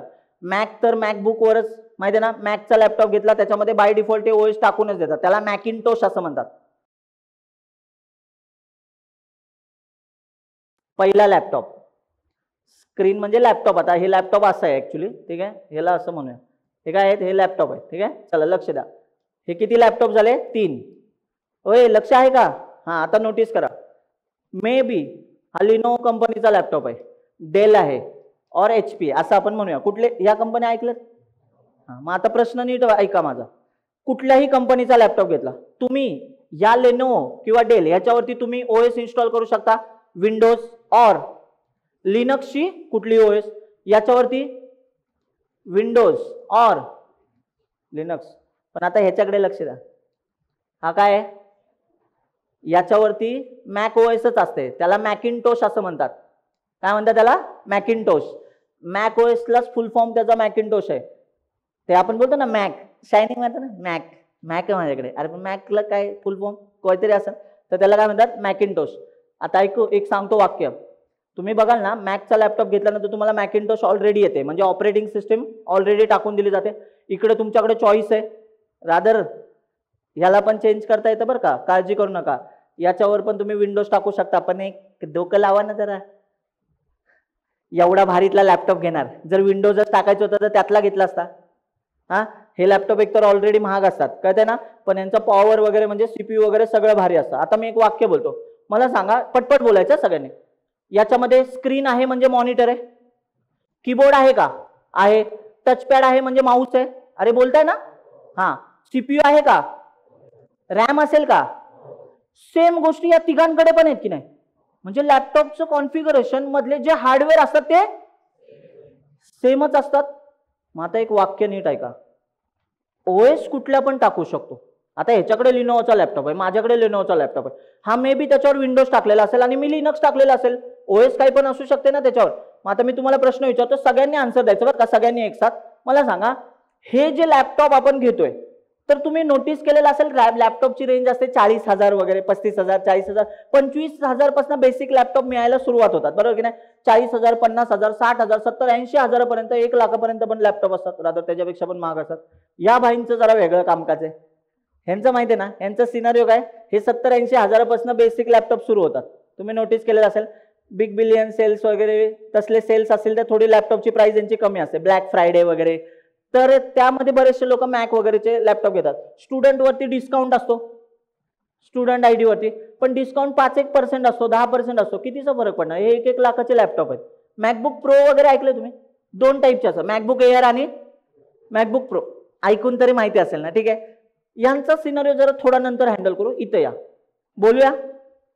सगळ्या लोकांकडे कुठल्या ना कुठल्या कंपनीचा लॅपटॉप असेल. मी लेनोवो आणि HP आणि डेल यांचीच नावं मेन्शन केलेत, कारण ह्या जरा जास्त चालणाऱ्या कंपन्या आहेत लॅपटॉपमध्ये. मग आता बोलूया वाक्य. लिनक्स OS टाकल्यासाठी, लिनक्स ही ओपन सोर्स आहे म्हणजे फ्री. ओपन सोर्स कळते ना, ओपन सोर्सचा अर्थ होतो फ्री. त्याची लायसन्स कॉपीचा काही सिनारिओ नाही. इथे आपण बोलूया विंडोजची लायसन्स कॉपी असते किंवा विंडोज आपण विदाउट लायसन्स वाले व्हर्जन पण ऍड करू शकतो. आता माझ्यासोबत सगळ्यांनी बोलायचं, ठीक आहे. OS ची किंमत जास्त आहे की तुम्ही जे हार्डवेअर घेतलंय, म्हणजे लॅपटॉप घेतलाय त्याच्याबरोबर जे हार्डवेअर आलंय, याची किंमत जास्त आहे की त्याच्या आतमध्ये असलेल्या OS ची किंमत जास्त आहे? परत एकदा बोला, सगळ्यांनी बोला. हार्डवेअरची किंमत जास्त आहे. मग आता बघा बरं, एक नीट लक्ष द्या. समजा तुमच्याकडे विंडोज आहे. प्लीज ऐका सगळ्यांनी, एकदम भारी लेवलला गोष्ट करणार आहे, ठीक आहे. या मशीनवरती विंडोज आहे, या मशीनवरती आता काय लिनक्स आहे, या मशीनवर मॅक OS. व्हायरस आला, व्हायरस लॅपटॉपमध्ये, तुम्ही काय करता? लॅपटॉप घेता आणि आपटता, व्हायरस निघून जातो. तुमच्या डोक्यात काय असतं? पटपट बोला. काय बोलतो आपण? व्हायरस आलाय, माझं मशीन करप्ट झालंय किंवा लॅपटॉप, मला काय करायला पाहिजे? परत फॉर्मॅट करायला पाहिजे. अरे बोलतो ना, काय करायला पाहिजे? फॉर्मॅट. मग माझा प्रश्न काय माहितीये का, नीट आहे का? म्हणजे याचा अर्थ मी त्याचे हार्डवेअर चेंज करतोय का? तर मी OS लेवलला ज्या काही गोष्टी आहेत सिस्टीम लेवलला, त्या मी काय करत असतो? फॉर्मॅट करत असतो. पण आता तुम्हाला सगळ्यांना एक प्रश्न विचारतो, नीट आहे का? OS करप्ट झाली, परत टाकता येते, बरोबर की नाही? नीट आहे का? व्हायरस आला, परत टाकता येऊ शकतो ना OS. पण जर लॅपटॉप पडला आणि लॅपटॉप मधला हार्डवेअर जर खराब झालं, तर तुम्ही नोटीस करा, याची प्राइस सगळ्यात जास्त असते. म्हणजे बघा, तुमचा जर लॅपटॉप चुकून पडला किंवा पावसात भिजला, तर तो माणसाला तुम्ही फोन करता, रिपेअरवाल्याला, त्याला विचारता, हे गेलंय, तुम्ही घेतला 50,000चा लॅपटॉप समजा, रिपेअरिंगवाला म्हणतो 35,000 रुपये खर्च येईल. आता ऐका, तो काय बोलतो तुम्हाला? मदरबोर्ड गेलाय. ऐकलं असेल ना असे शब्द? मदरबोर्ड गेलाय. आपल्याला तसंही काही कळत नाही, तो त्याला आपण बोलतो ओके, तू बोलशील ते गेलंय. अज्ञान ना, अडाणीपणा. कसं? तुम्ही मला सांगा, कोण? आपण हार्डवेअर डेव्हलपर नाही आहोत ना, आपला हार्डवेअरशी काही संबंध आहे का? नाहीये. त्यामुळे ते आपल्याला असला धडधाकट चुना लावतात ना. इव्हन ते असं पण सांगा, हार्ड डिस्क पण करप्ट झाले, पडला लॅपटॉप, हार्ड डिस्क गेली, रॅम पण तुटले. आता तुम्ही मला सांगा, आपल्याला खरंच याच्यातलं कळत नाही, त्यामुळे ह्या गोष्टी आहेत. मग आता तुम्ही नोटीस करा, कधी कधी आहे ना, 4 आण्याची कोंबडी आणि 12 आण्याचा मसाला असले मराठी मधले एक म्हण आहे, तसं होतं. लॅपटॉप असतो 35,000चा आणि तो काय सांगतो? सगळे पार्ट नीट परत टाकायचे असतील 70,000 होतील. आपण त्याला काय बोलतो माहिती का? हे काम कर, लॅपटॉप पण तुलाच ठेव, ठीक आहे, मला दे 70,000 रुपये. तुम्ही मला सांगा, लॅपटॉपची प्राइसच 35,000 होती, खर्च. पण मग ते काय बोलतात? इंडिव्हिज्युअल पार्ट टाकावे लागतील, मदरबोर्ड हा टाकणार आपण, भारीतला वॉरंटी फिरंटी असेल, फेकाफेकी करतात की नाही, आणि आपण गपचूपपणे त्यांचं सगळं ऐकत असतो, ठीक आहे. पण आता मला ह्याच्यातनं काय सांगायचं नीट आहे का? याचा अर्थ सगळे लोक लॅपटॉप आहे ना, तुम्ही नोटीस करा, जेव्हा कॉलेजला लॅपटॉप घेऊन येतात किंवा कुठेही, त्यांच्या बॅगमध्ये जो लॅपटॉप असतो ना, बघा ना, काय काय लॅपटॉपच्या बॅगला, त्याला पण एक कव्हर असतं लॅपटॉपला पण. बॅग पण अशी सावकाश, लॅपटॉप आणल्यानंतर नाही का आपण बोलतो, हे बॅग नीट ठेव, लॅपटॉप आहे बॅगमध्ये. आता माझं काय म्हणे, त्यातनं OS काय अशी टुबुक्कनी बाहेर येऊन तुझ्याशी बोलणार आहे का? हा, विंडोज बाहेर येऊन ए काय म्हणतोस? नाही ना. मग तरी पण तुम्ही लॅपटॉपची काळजी घेत असता का माहितीये का? कारण तुमच्या लक्षात आहे, ह्याच्यातला हार्डवेअरचा एक जरी पार्ट गेला ना, आई शपथ, घरचे बो बो बोकळतील. हा, नोटीस करा. एक काम करा, एक काम करा, एक दिवशी लॅपटॉप आता नवीन घ्या एखादा आणि दुसऱ्या दिवशीच बोला पडला. जेवढ्या मजल्यावर राहता ना, तिथनं नाही ना आई वडिलांनी फेकून दिला खाली. म्हणजे एक्झाम्पल म्हणून सांगते. पण तुम्ही इमॅजिन करा ना, आपल्या फॅमिलीमध्ये ना आपल्याला काय सांगितलं जातं, तुम्ही बघा बरं. तुम्ही बरं किती लोकांकडे लॅपटॉप आहे? लॅपटॉप आहे सगळे. ऐका, मी बरं याच्यामध्ये वर खालीचा संबंध नाही बरं का, पण ऐका, ज्यांच्याकडे लॅपटॉप नाही ना, ठीक आहे, एखादा तरी चांगला मित्र किंवा मैत्रीण असे पकडा, जे तुम्हाला लॅपटॉप देऊ शकतील थोड्या वेळा करता का होईना कोड करायला. प्रॅक्टिकलला येतात तेव्हा त्यांचा लॅपटॉप घेऊन या, किंवा क्लास संपल्यानंतर घरी गेल्यानंतर कोड कराल ना, ते त्यांच्या लॅपटॉपवर करा. पण किडे करू नका, ठीक आहे. मित्राचा लॅपटॉप चाळून बघू नका, नाहीतर त्याच्या लॅपटॉप मधले फोटो तुमच्याकडे असतील.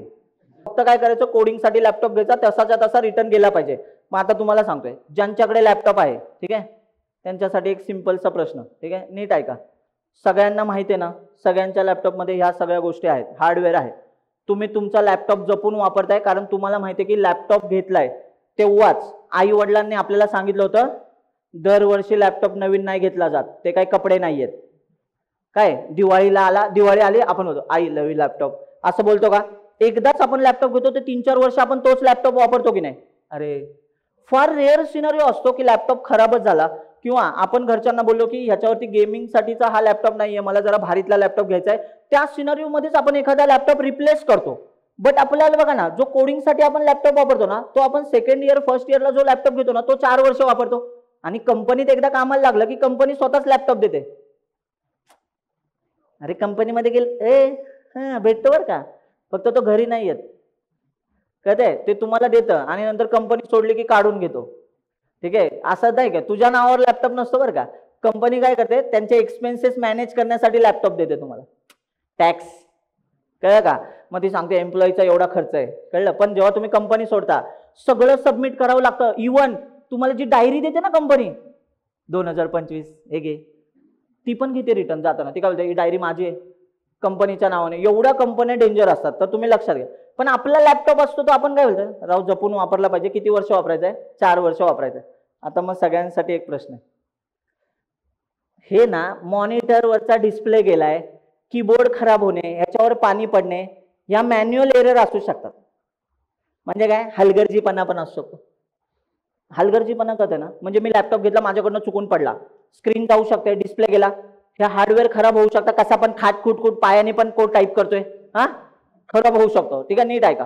पण माझं काय म्हणणं आहे, हार्ड डिस्क करप्ट होणे, सीपीयू वाला सिनारिओ होणे, या गोष्टी आहे ना, आपल्या चुका दरवेळेस आपली चूक असेल याची गॅरंटी नाहीये. कधी कधी बघा ना, आपण काय करतो, लॅपटॉप चार्जिंगला लावलेला असतो, ऍडॅप्टर असतो, माहिती आहे ना? ऍडॅप्टरचं काम काय असतं, जो करंट येतोय त्याला काय करायचं, व्यवस्थित फ्लो मध्ये मॅनेज करायचा. अदरवाईज एकदम जास्त करंट आला तर इकडचं काय, सगळ्या एसएमपीएस पॉवर सप्लायसाठी बॅटरी असते ना, ते सगळं उडू शकतं.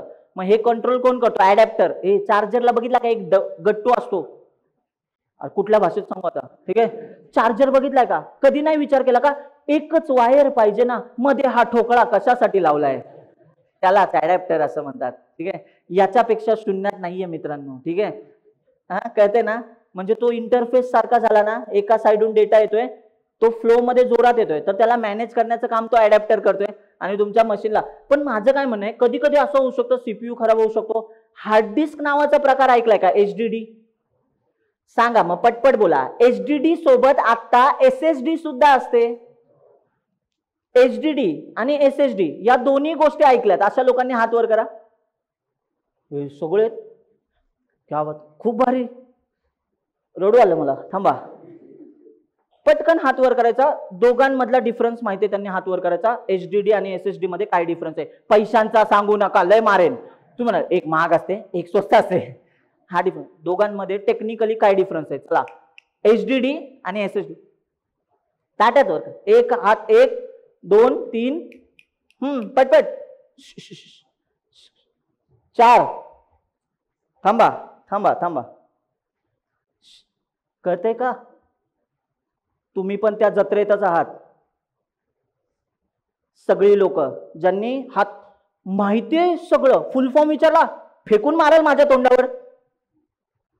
कशाशी खातं विचारलं सांगता येत नाही. आता काही लोक होते, सर एवढं नॉलेज मी कुठनं घेऊ? युट्यूबला नको नको ते बघतोय. एकदा क्युरिओसिटी म्हणून सर्च केला असता, नेमका एचडीडी शब्द ऐकलाय, एसएसडी शब्द ऐकलाय, नेमकं ती दोघांमध्ये फरक आहे तरी काय? एक फास्ट आहे थोडं, एक स्लो, एक कॉस्ट जास्त, एक कॉस्ट कमी असं आहे. तर नेमका दोघांमध्ये हार्ड डिस्क होती कशी आणि त्याला रिप्लेस करून एसएसडीने अशी काय जादू केली की ह्याचा परफॉर्मन्स ह्याच्यापेक्षा फास्ट आहे? हार्ड डिस्क पेक्षा एसएसडी फास्ट असते. एवढा तरी डिफरन्स किती लोकांनी ऐकलाय? हार्ड डिस्क पेक्षा एसएसडी फास्ट आहे, ऐकलंय? याचा अर्थ डेटा एवढं तर कळतं ना. हार्ड डिस्क मध्ये काय ठेवतो आपण? काय ठेवतो? Study material. हा हा हा, ठीक आहे. हार्ड डिस्क मध्ये तो पण एक डेटाच आहे मित्रांनो. ठीक आहे, फक्त तो जरा सेन्सिटिव्ह डेटा आहे. ठीक आहे, तो आपण बऱ्याच फोल्डरच्या आत ठेवतो, कळतं ना? डायरेक्ट ऍक्सेस करू नये. थोडं इमॅजिन करा रे. एक एक्झाम्पल से सांगतो, ऐका सांग. आता आपण आहे ना बऱ्याचशा गोष्टी ऐकतो. खूप लोक कसं असतं की गोष्टी ना लपवून ठेवायचा ट्राय करतात. म्हणजे काय असतं, लॅपटॉप असतो, लॅपटॉपमध्ये कुठला तरी कंटेंट मित्राकडनं घेतलेला असतो हार्ड डिस्कमध्ये स्टडी मटेरियलच्या नावाखाली, आणि तो कुठल्या ना कुठल्या फोल्डरमध्ये ठेवलेला असतो. आता मी तुम्हाला सांगतोय बघा, आपल्या जनरेशननुसार आपल्या आई वडिलांनी जरी लॅपटॉप घेतला तरी आपण तेवढे शातीर आहोत की आपल्या आई वडिलांना काहीच सापडणार नाही. माझ्या आई वडिलांचं तर मी तुम्हाला कालच सांगितलं, माथाडी कामगार होते, आई अंगठा छाप, त्यामुळे कोणी साईन पण करत नाही, डायरेक्ट स्टॅम्प लावतात. म्हणजे याचा अर्थ ते लॅपटॉप उघडून बघू पण नाही शकत माझ्या लॅपटॉपमध्ये काय, त्यांना पासवर्ड बिसवर्ड काय शब्द आहेत हे पण त्यांना कळणार नाही, त्यामुळे ते ठीक आहे. पण आता तुमच्या आई वडिलांकडे येऊया. ठीक आहे, तुमचे आई वडील, बरेचशा लोकांचे आई वडील कुठेतरी गव्हर्नमेंटमध्ये गव्हर्नमेंट सर्वंट असेल, बँकेत काम करत असेल, काहीतरी बिझनेस असेल, लॅपटॉप वापरत असतील, त्यांच्या डोक्यात काय असतं, कामासाठी लॅपटॉप वापरलाय. आणि त्यांना हे पण माहिती असतं आपल्या मुलाच्या स्टडी मटेरियलमध्ये स्टडी मटेरियलच आहे. पण त्यांना काय माहिती, मूवीज नावाचं एक फोल्डर होतं, त्याच्यात फक्त हिंदी आणि इंग्लिश मूवीज नव्हत्या. कळते? हा, थोडं खोलात जाऊया आपण. ठीक आहे, या. पण आता तुम्हाला कळते का रे, या पुढच्या जनरेशनचे आई वडील कसले डेंजर असते. माझंच घ्या की एक्झाम्पल. आत्ताच आम्हाला बाळ झालंय, ठीक आहे, 6 महिन्यांचं बाळ. नंतर ते म्हटलं बाबा माझा लॅपटॉप, मी म्हणेल नाही दाखवलं तरी चालेल, ऑलरेडी कनेक्टेड आहे. इमॅजिन होते तुम्ही मला सांगा, आता मी नेमका IT सेक्टर मधनं आहे आणि मला म्हणजे नेटवर्किंग पासून सगळ्या गोष्टींचा अभ्यास केलाय, त्यामुळे माहिती आहे की न कनेक्ट करताना ना PC वरला डेटा कसा काढता येतो, एका वायफाय मध्ये कनेक्ट असेल, लॅन आपण बोलतो बरोबर ना, लॅन मध्ये लोकल एरिया नेटवर्क, तर हे करू शकतं. ते किती पण काही पण करू द्या त्याला ना, मी तुम्हाला सांगतो एक्झाम्पल, फक्त हसू नका, ठीक आहे, नीट लक्ष द्या. त्याने आणलं काहीतरी आणि एका फोल्डरमध्ये ठेवलं, मला कळलं ठेवलं, मी इकडून डिलीट केलं, तो 2 दिवस शोधत राहील. तुम्हाला समजतंय का, माझं सांगण्याचा उद्देश नीट आहे का, ठीक आहे. खरं तर ना याचा यूज आपल्याला कोडिंगसाठी होता, पण हे नॉर्मल गोष्ट आहे की 18 वर्षाच्या वरती आहात म्हणून मी तुम्हाला सांगतोय, लोकांनी आता आम्ही काही धुतल्या तांदळासारखे होतो, आमचे पण मित्र होते, आम्ही पण मित्रांचे लॅपटॉप घ्यायचो, त्या आम्ही शोधायचो काय दुसरं भेटतंय का. ठीक आहे, सिरियसली सांगतोय, माझ्याकडे पण लॅपटॉप नव्हता स्वतःचा, म्हणून मी तुम्हाला सांगतोय माझ्या मित्रांचे लॅपटॉप असायचे, पण मी खरं सांगतोय कधी शोधत नाही बसलो की ह्याचे फोटो किंवा त्याचे, ते सोबत असायचे, त्यांच्याबरोबर कोड केलेत लॅपटॉपवरती. माझा पहिला लॅपटॉप कधी आलाय, जेव्हा मी कंपनीत कामाला लागलो तेव्हा. मी MCA केलं तरी माझ्याकडे लॅपटॉप नव्हता. नीट ऐका सगळ्यांनी, एकदम एंडला म्हणजे कंपनीत जायचंय ना त्यावेळेस कंपनीने पण लॅपटॉप दिला आणि मला पैसे मिळाले कंपनीकडनं, तेव्हा मग मी काय केलं, एक लॅपटॉप घेतला, 35,000चा लॅपटॉप घेतलेला, लेनोव्होचा, सगळ्यात पहिला लॅपटॉप. तुम्ही मला एवढंच सांगायचंय, आपण जेव्हा लॅपटॉप घेतो ना तेव्हा आपण हाच विचार करतो की माझे ना हार्ड डिस्क मध्ये एक व्यवस्थित स्ट्रक्चर असलं पाहिजे. नोटीस करा ना, आपण स्ट्रक्चर मेंटेन करतो की नाही. म्हणजे काय, कोडसाठी एक वेगळा फोल्डर, आता चांगलं एक्झाम्पल घेऊया, मूवीज साठीचं फोल्डर आहे, म्युझिकचं एक फोल्डर असतं, मग त्याच्यामध्ये हिंदी इंग्लिश मूवीज असतात, हिंदी इंग्लिश सॉन्ग असतात, मराठी असेल तर मराठी सॉन्ग ज्यांना आवडत असेल त्याच्यात पण देवाची गाणी, एक वेगळं फोल्डर असतं. एक्झामच्या वेळेस तेच फोल्डर लावलं जातं. कळतंय का, रिझल्ट असेल ते फोल्डर ऑटोमॅटिकली क्लिक होतं. ठीक आहे, बाकीच्या वेळेस हो दे शकीरा म्हणजे ही गाणी सगळे ऐकले जातात. ऐकलं ना, बघा इमॅजिन करा. आता मी तुम्हाला काय सांगतो नीट बघा, जर माझं काय म्हणणं आहे, हे दिसणारं आहे ना हार्डवेअर आहे, मॉनिटर झाला, कीबोर्ड झाला, पण याच्या आतमध्ये पण बाकीचे हार्डवेअर आहेत. म्हणजे काय, हार्ड डिस्क झालं, CPU झाला, हे पण काय हार्डवेअर आहे. जरा डोकं लावूया रे सगळ्यांनी. ह्या लोकांना मी हे पडू नये लॅपटॉप यासाठी मी कंट्रोल करू शकतो, पण हार्ड डिस्क करप्ट न होणे हे माझ्या हातात नाहीये. मे बी काही पण होऊ शकतो. बघा ना, कळतं. थांबा एक मिनिट, कोणाचं तरी असं झालं असेल, हार्ड डिस्क करप्ट झाली असेल कधी ना कधी, हातवर करा. किंवा सिनारिओ तरी ऐकला असेल मित्राचा वगैरे झालाय, हातवर करा एकदा बघू, ताट हातवर करा जरा. हा, हार्ड डिस्क करप्ट होण्याचा अर्थ कळतंय ना, काय सांगा बरं एकदा, बोला काय करप्ट, डेटा लॉस झाला, बरोबर. किंवा असं पण होतं की हार्ड डिस्क करप्ट झाल्यामुळे ऑपरेटिंग सिस्टीम बूटच होत नसते. कळते का, लॅपटॉप चालू केला पण OS चालू झाली का, नाही झाली, कारण तो काय बोलतोय, इथनं ना वाचताच येत नाही. हे बरं ऐका, OS म्हणजे ऑपरेटिंग सिस्टीम, आणि ऑपरेटिंग सिस्टीम ठेवलेली कुठे असते माहिती आहे ना, हार्ड डिस्क मध्ये असते. ऐका, थांबा सांगतो बाबा, अज्ञान म्हणून जाऊ नका. हा लॅपटॉप आहे, लक्ष द्या. इथे एक बटन असतं, सगळ्यांनी ऐका, बटन दाबल्यापासून शिकवणार आहे असं बोललो होतो. इथे बटनवर प्रेस करता तेव्हा तुम्हाला विंडोजचा लोगो दिसतो, तो काय बोलतो, विंडोज OS. मग एक ऑपरेटिंग सिस्टीम काय होते, बूट होते. तुम्ही नीट ऐका सगळ्यांनी, जर मी बटन प्रेस करतो तेव्हा OS मला डेस्कटॉप वरती दिसतंय की ही OS आहे, म्हणजेच याचाच अर्थ ऑपरेटिंग सिस्टीम सगळ्यात पहिला. रॅम वरती ज्या गोष्टी येतात त्या रनिंग असतात. मग जेव्हा मी हे बटन दाबलं तेव्हा रॅम वर सगळ्यात आधी कोण आलं, OS आली. आणि मग OS आल्यानंतर ती काय बोलते माहिती का आपल्याला, आता मी इन्चार्ज आहे ह्या घराचा, आता तू काहीही चालू कर, कुठलीही प्रोसेस, गेम खेळ, गाणं लाव, सगळं माझ्या देखरेखीखाली होईल. मग आपण असं बोलूया का आपल्या घरातली आई आणि आपल्या लॅपटॉप मधली ओएस सेम आहे का? याचं उत्तर तुम्हाला लेक्चर संपेपर्यंत मिळेल. आपल्या घरातली आई आणि ह्या लॅपटॉप मधली ऑपरेटिंग सिस्टीम या दोन्ही व्यक्ती सेम आहेत. तुम्ही म्हणाल कसं काय? ऐकायचंय ना? मग चला स्टार्ट करूया. हे ऐका सगळ्यांनी, नीट ऐका. बटन प्रेस केलं, ओएस रॅम वर येते. म्हणजे जर मी हे बटन चालू करतोय तर रॅम ऍक्टिव्ह होते. म्हणजे तेव्हा रॅमला जोपर्यंत करंट नाही तोपर्यंत रॅम डिऍक्टिव्हेट असते. हे कळते की नाही? म्हणजे रॅम चालू आहे का? नाही. सगळ्या गोष्टी रन व्हायला कुठे येतात? रॅमवर येतात. हे ऐकताय ना? सगळ्या गोष्टी रन व्हायला कुठे येतात? रॅमवर. जेव्हा मी लॅपटॉपचं बटन चालू करतो ना तेव्हा ऑपरेटिंग सिस्टीम जर इथे येत असेल, याचा अर्थ ऑपरेटिंग सिस्टीम, लॅपटॉपचं बटन बंद होतं म्हणजे लॅपटॉप बंद होता तेव्हा ऑपरेटिंग सिस्टीम इथे नव्हती, म्हणजे दुसऱ्या कुठेतरी असणार आहे ती. मग तेव्हा ती ठेवली गेली होती हार्ड डिस्क मध्ये. हार्ड डिस्क मध्ये, ऐकताय का रे? ऐकताय ना? सांगून टाकतो चला, तुम्हालाही कळेल काय लेवलला गोष्टी चालतात. हार्ड डिस्क मध्ये जर तुमच्याकडे एकच ऑपरेटिंग सिस्टम असेल, म्हणजे ओएस, मल्टिपल ओएस असतात हे ऐकलंय का? एकाच लॅपटॉप मध्ये एकापेक्षा जास्त ऑपरेटिंग सिस्टीम असू शकतात हे ऐकलंय? पण एका वेळी बूट होता ना? परत एकदा वाक्य बोलूया, नीट ऐका. लॅपटॉप मध्ये मल्टिपल ऑपरेटिंग सिस्टीम इन्स्टॉल करता येतात, पण जेव्हा तुम्ही लॅपटॉपचं बटन दाबता तेव्हा बूट होताना तुम्ही एकच ओएस बूट करू शकता. कळलं का? समजा मी एक्झाम्पल सहित सांगतो. जर माझ्या लॅपटॉप, माझ्या घरचा लॅपटॉप, माझ्याकडे घरी लॅपटॉप आहे, त्याच्यावरती तुम्हाला सांगतो लिनक्स पण आहे आणि विंडोज पण आहे. ठीक आहे? तुम्ही तर ऐकलं असेल 2 ओएस तर ह्या चालतील. हे लॅपटॉप माझा समजा आता लेनोवो पकडूया, चला लेनोवोचा लॅपटॉप आहे, 2 ओएस आहे, तर तुम्हाला ना 2 ऑप्शन दाखवतो. पहिला एक ऑप्शन दाखवेल विंडोज, दुसरा ऑप्शन काय दाखवेल? लिनक्स. मी जेव्हा लॅपटॉपचं बटन ऑन करतो किती ओएस आहेत? मग तो मला काय सांगतो माहिती का? 2 पैकी एक सिलेक्ट कर. कारण मी दोन्हींना बटन नाही दाबू शकत. तो काय बोलतो? एका वेळेस एकच ओएस. मग जर मी एक ओएस विंडोज सिलेक्ट केली तर बूट होताना कुठली ओएस होईल? विंडोज. मग आता नीट ऐकताय का सगळ्यांनी? प्लीज लक्ष द्या सगळ्यांनी बारकाईने. मी एक जबरदस्त गोष्ट सांगतोय. जर समजा आयडल सिनारिओ काय आहे रे याच्यामध्ये? माझ्या लॅपटॉप मध्ये एकच ओएस आहे. किती ऑपरेटिंग सिस्टीम आहे? एकच. मग मी बटन दाबला, तीच ऑपरेटिंग सिस्टीम बूट होणार आहे. जेव्हा तुमच्याकडे लॅपटॉप मध्ये एकच ओएस इन्स्टॉल असते तेव्हा तुमचे हार्ड डिस्क 4 पार्ट मध्ये डिवायडेड असते. पहिला पार्ट असतो बूट ब्लॉक, दुसरा पार्ट असतो डिस्क आयनोड लिस्ट ब्लॉक, ऐकलंय का? सुपर ब्लॉक, आणि इथं असतो डेटा ब्लॉक. आता ऐका, डेटा ब्लॉक म्हणजे ऍक्च्युअल तुम्ही डेटा जो ठेवता ना तो इथे असतो आणि तुमची ओएस आहे ना या ब्लॉक मध्ये असते. म्हणजे ऑपरेटिंग सिस्टीम जेव्हा रॅम वर नसते तेव्हा ती कुठे असते? हार्ड डिस्क वर असते. पण आता तुम्हाला प्रश्न पडेल हार्ड डिस्क वर कुठे असते? हार्ड डिस्क वर पण जो पहिला पार्ट असतो ना बूट ब्लॉक म्हणतात त्याला, तिथे असते. आणि सांगून टाकतोय, प्लीज लक्ष द्या.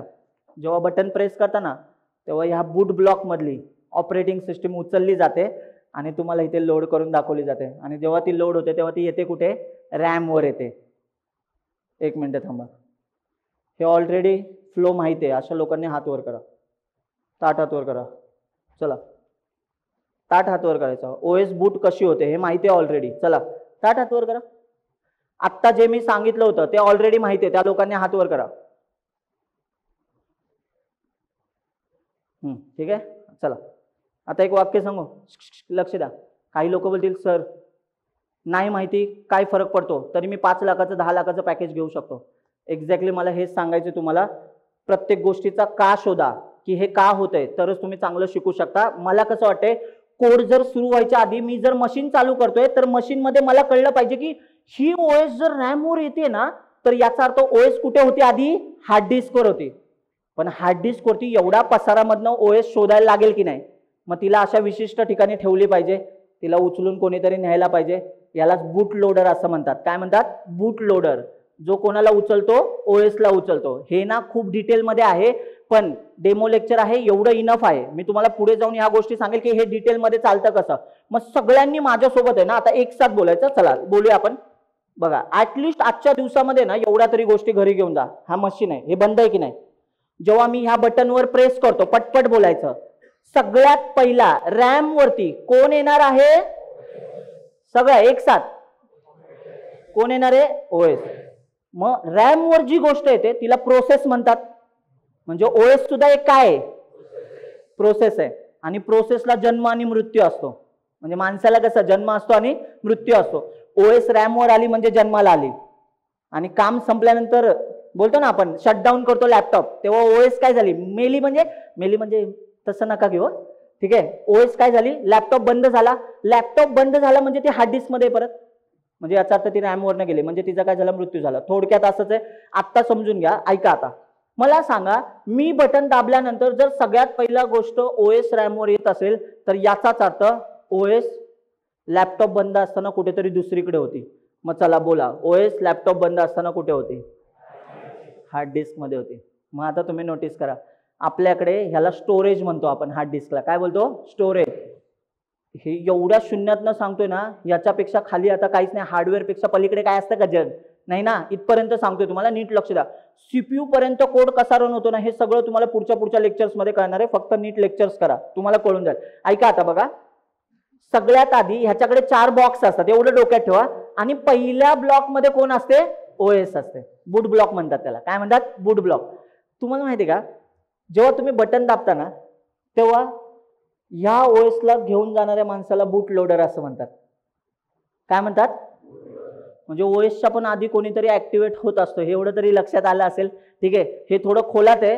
हे सगळंच्या सगळं ऑपरेटिंग सिस्टीम नावाचा टॉपिक आहे. आता 4 ऑप्शन्स काय काय, जावा, डीएसए, ओएस आणि ओएस मध्ये सगळंच्या सगळं मी तुम्हाला शून्यातनं सांगणार आहे.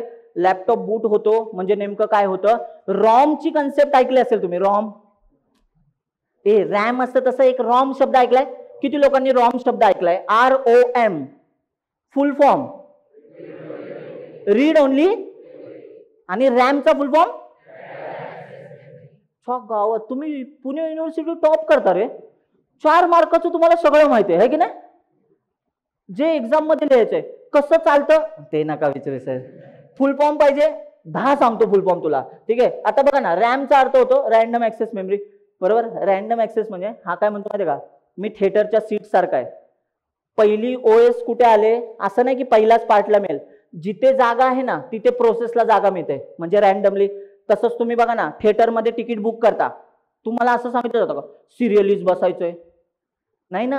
म्हणजे याचा अर्थ थिएटरमध्ये गेल्यानंतर तुम्ही रॅन्डमली एखादं सीट पिक करू शकता की नाही बुक करताना, याचाच अर्थ ते रॅन्डम ऍक्सेस मेमरी. आणि रॅम वरती सुद्धा जागा मिळताना मध्ये मध्ये अशी कुठेतरी मिळते, म्हणून तिला रॅम म्हणतात. एक मिनिट थांबा, किती लोकांना अर्थ कळला रॅन्डम ऍक्सेस मेमरीचा, हात वर करा. हा, फेका आता तोंडावर माझ्या, सांगा काय अर्थ आहे. जेव्हा प्रोसेसला मेमरी कुठे मिळते, रॅम वर. आता प्रोसेस म्हणजे काय हे सांगणार आहे, पण लक्ष द्या, मेमरी कुठे मिळाली प्रोसेसला, रॅम. पण मला सांगा ती सिक्वेन्शियल मिळेल का अशी, नाही.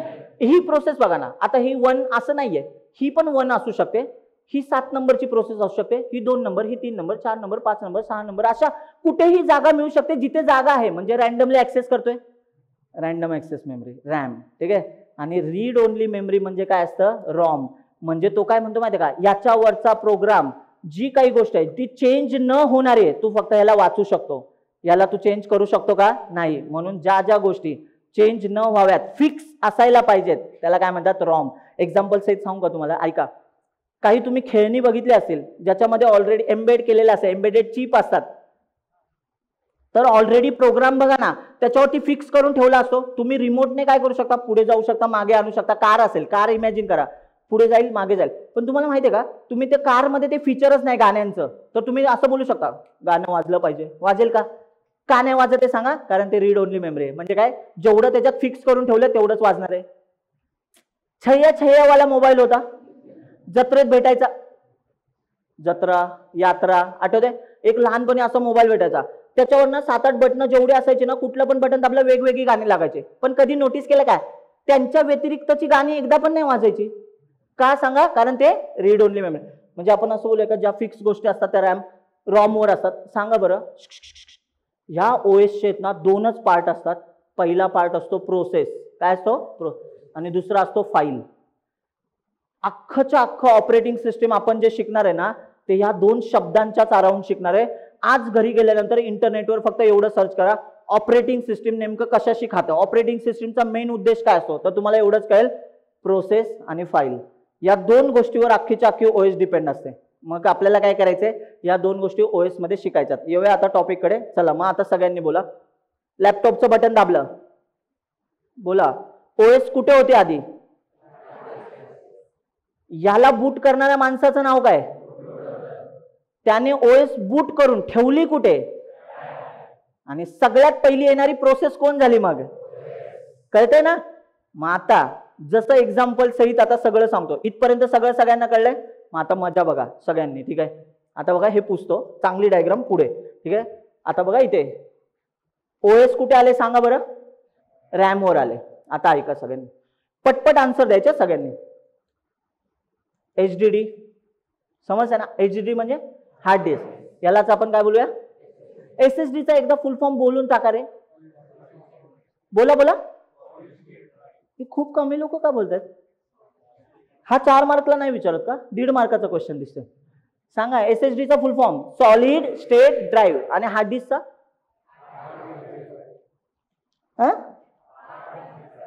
Hard disk drive. असो, चला लक्ष द्या, ऐका. हे दोन्ही पण याला काय बोलूया आपण सांगा? स्टोरेज.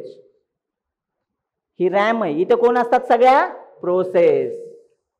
आणि जे स्टोर केल्या जातात, सगळ्या स्टोर केलेल्या गोष्टींना काय म्हणतात? फाईल. आणि ओएस दोनच गोष्टींशी डील करते. एक असते प्रोसेस, दुसरी असते. पटलं? कळतंय ना नक्की? मग ह्या गोष्टी लक्षात ठेवा. हे मी तुम्हाला ओएस मध्ये शिकवणार आहे, पण आता सगळ्यांनी नीट ऐका. प्रामाणिकपणे हात वर करून सांगायचं, मी कोडिंग मधला एकही क्वेश्चन नाही विचारणार आहे आजच्या लेक्चरला, पण इथनं पुढे जाता जाता ज्यांनी कोड केले ते आन्सर देऊ शकतात. ठीक आहे, एखादा कोड केला असेल तर मी बेसिक प्रश्न विचारतोय, यस और नो मध्ये आन्सर द्यायचे सगळ्यांनी. ठीक आहे, म्हणजे किंवा हात वर करा जो प्रश्न असेल. ऐका, इथे बसलेल्यांपैकी किती लोक असेल ज्यांनी लॅपटॉप वरती एखादं गाणं प्ले केलंय? गाणं प्ले केलंय लॅपटॉपवर. लॅपटॉपवर गाणं ऐकलंय? हात वर करा. ताट एकदम ताट हात वर करा. हा ताट. चला इकडे. बरं, ज्यांनी नाही प्ले केलंय त्यांना माहितच नाही गाणं कसं प्ले होतं लॅपटॉपवर? सांगा कसं प्ले करतो आपण गाणं. चला बोलूया. येऊया इकडे. सगळ्यात पहिला लॅपटॉप चालू केल्यानंतर रॅम वर कोण आले? ओएस. ऐका, काही लोक बोलतील हे कसला क्लास आहे हा? गाणं, मूवी, स्टडी मटेरियल, कसला डेटा शिकतोय? कळेल तुम्हाला जातानाचा जो ठोका असेल त्यावेळेस तुम्हाला कळेल की जे कन्सेप्ट एवढ्या भारी लेवलला शिकलो आयुष्यात परत कधी शिकावी नाही लागणार. चला मी चॅलेंज घेतलंय, तुम्ही फक्त ते द्या आता चॅलेंज परत एकदा. आहात ना सगळे पिक्चर मध्ये? या, झोपू नका नाहीतर काही कळणार नाही. ठीक आहे, ऐका. मला सांगा, सगळ्यात आधी ना रॅम वरती ओएस येण्याच्या आधी ती हार्ड डिस्क वर होती. जसं मी बटन दाबतो तसा बूट लोडर नावाचा एक माणूस आहे, तो येतो आणि ओएस ला काय म्हणतो? चल ओएस, यांनी लॅपटॉप चालू केला, याचा अर्थ सगळ्यात आधी तुला रॅम वर जाऊन बसलं पाहिजे, कारण तू सगळ्यात मेन प्रोसेस आहे. आता बघा बरं, ओएस रॅम वर आली. आता माझ्या डोक्यात काय आहे? छान मला कुठलं तरी गाणं ऐकायचंय. आता एक्झाम्पल सहित तुम्हाला सांगतो. चला, आत्ताच्या सिनारिओ मध्ये हार्ड डिस्क मध्ये समजा आहे ना माझ्याकडे फोल्डर्स आहेत वेगवेगळे. ठीक आहे, आता ते नाही का मूवीज वगैरे आपण जसं मगाशी म्हटलं तसं आहे ना, इथे म्युझिकचं फोल्डर आहे. कुठलं फोल्डर आहे? म्युझिकचं. लक्ष द्या सगळ्यांनी. आता इथे मी म्हणतोय, इथे हिंदी म्युझिक आहेत, इथे इंग्लिश सॉन्ग आहेत, इथे मराठी सॉन्ग आहेत. कळते का? म्हणजे 3 फोल्डर आहेत. मग मला असं वाटलं की यार चांगले दिवस चालू आहेत, म्हणजे नवीन वर्ष आहे, देवाची गाणं ऐकली पाहिजेत. देहाची तिजोरी ऐकले गाणं? हे मराठी गाणं एक, देहाची तिजोरी ऐकलं? हा ठीक आहे. हा, हे एक गाणं आहे. इकडे टेलर स्विफ्टचं एखादं गाणं सांगा. Blank space. लवर. ओ बघा ना आपलं मराठीमध्ये किती छान गाणं, देहाची तिजोरी. देवाचं ना एकदम. लवर. हिंदीमध्ये ऊ अंट वा. बरं थांबा, एक घेऊया कुठलं. सांगा एखादं गाणं हिंदी मधलं. चांगलं सांगा. मी परत बोलतोय, हनी सिंगचे वॉल्यूम वाली गाणी लावू नका. ठीक आहे, हा चला बोला. शिला की जवानी. काय वाटतंय?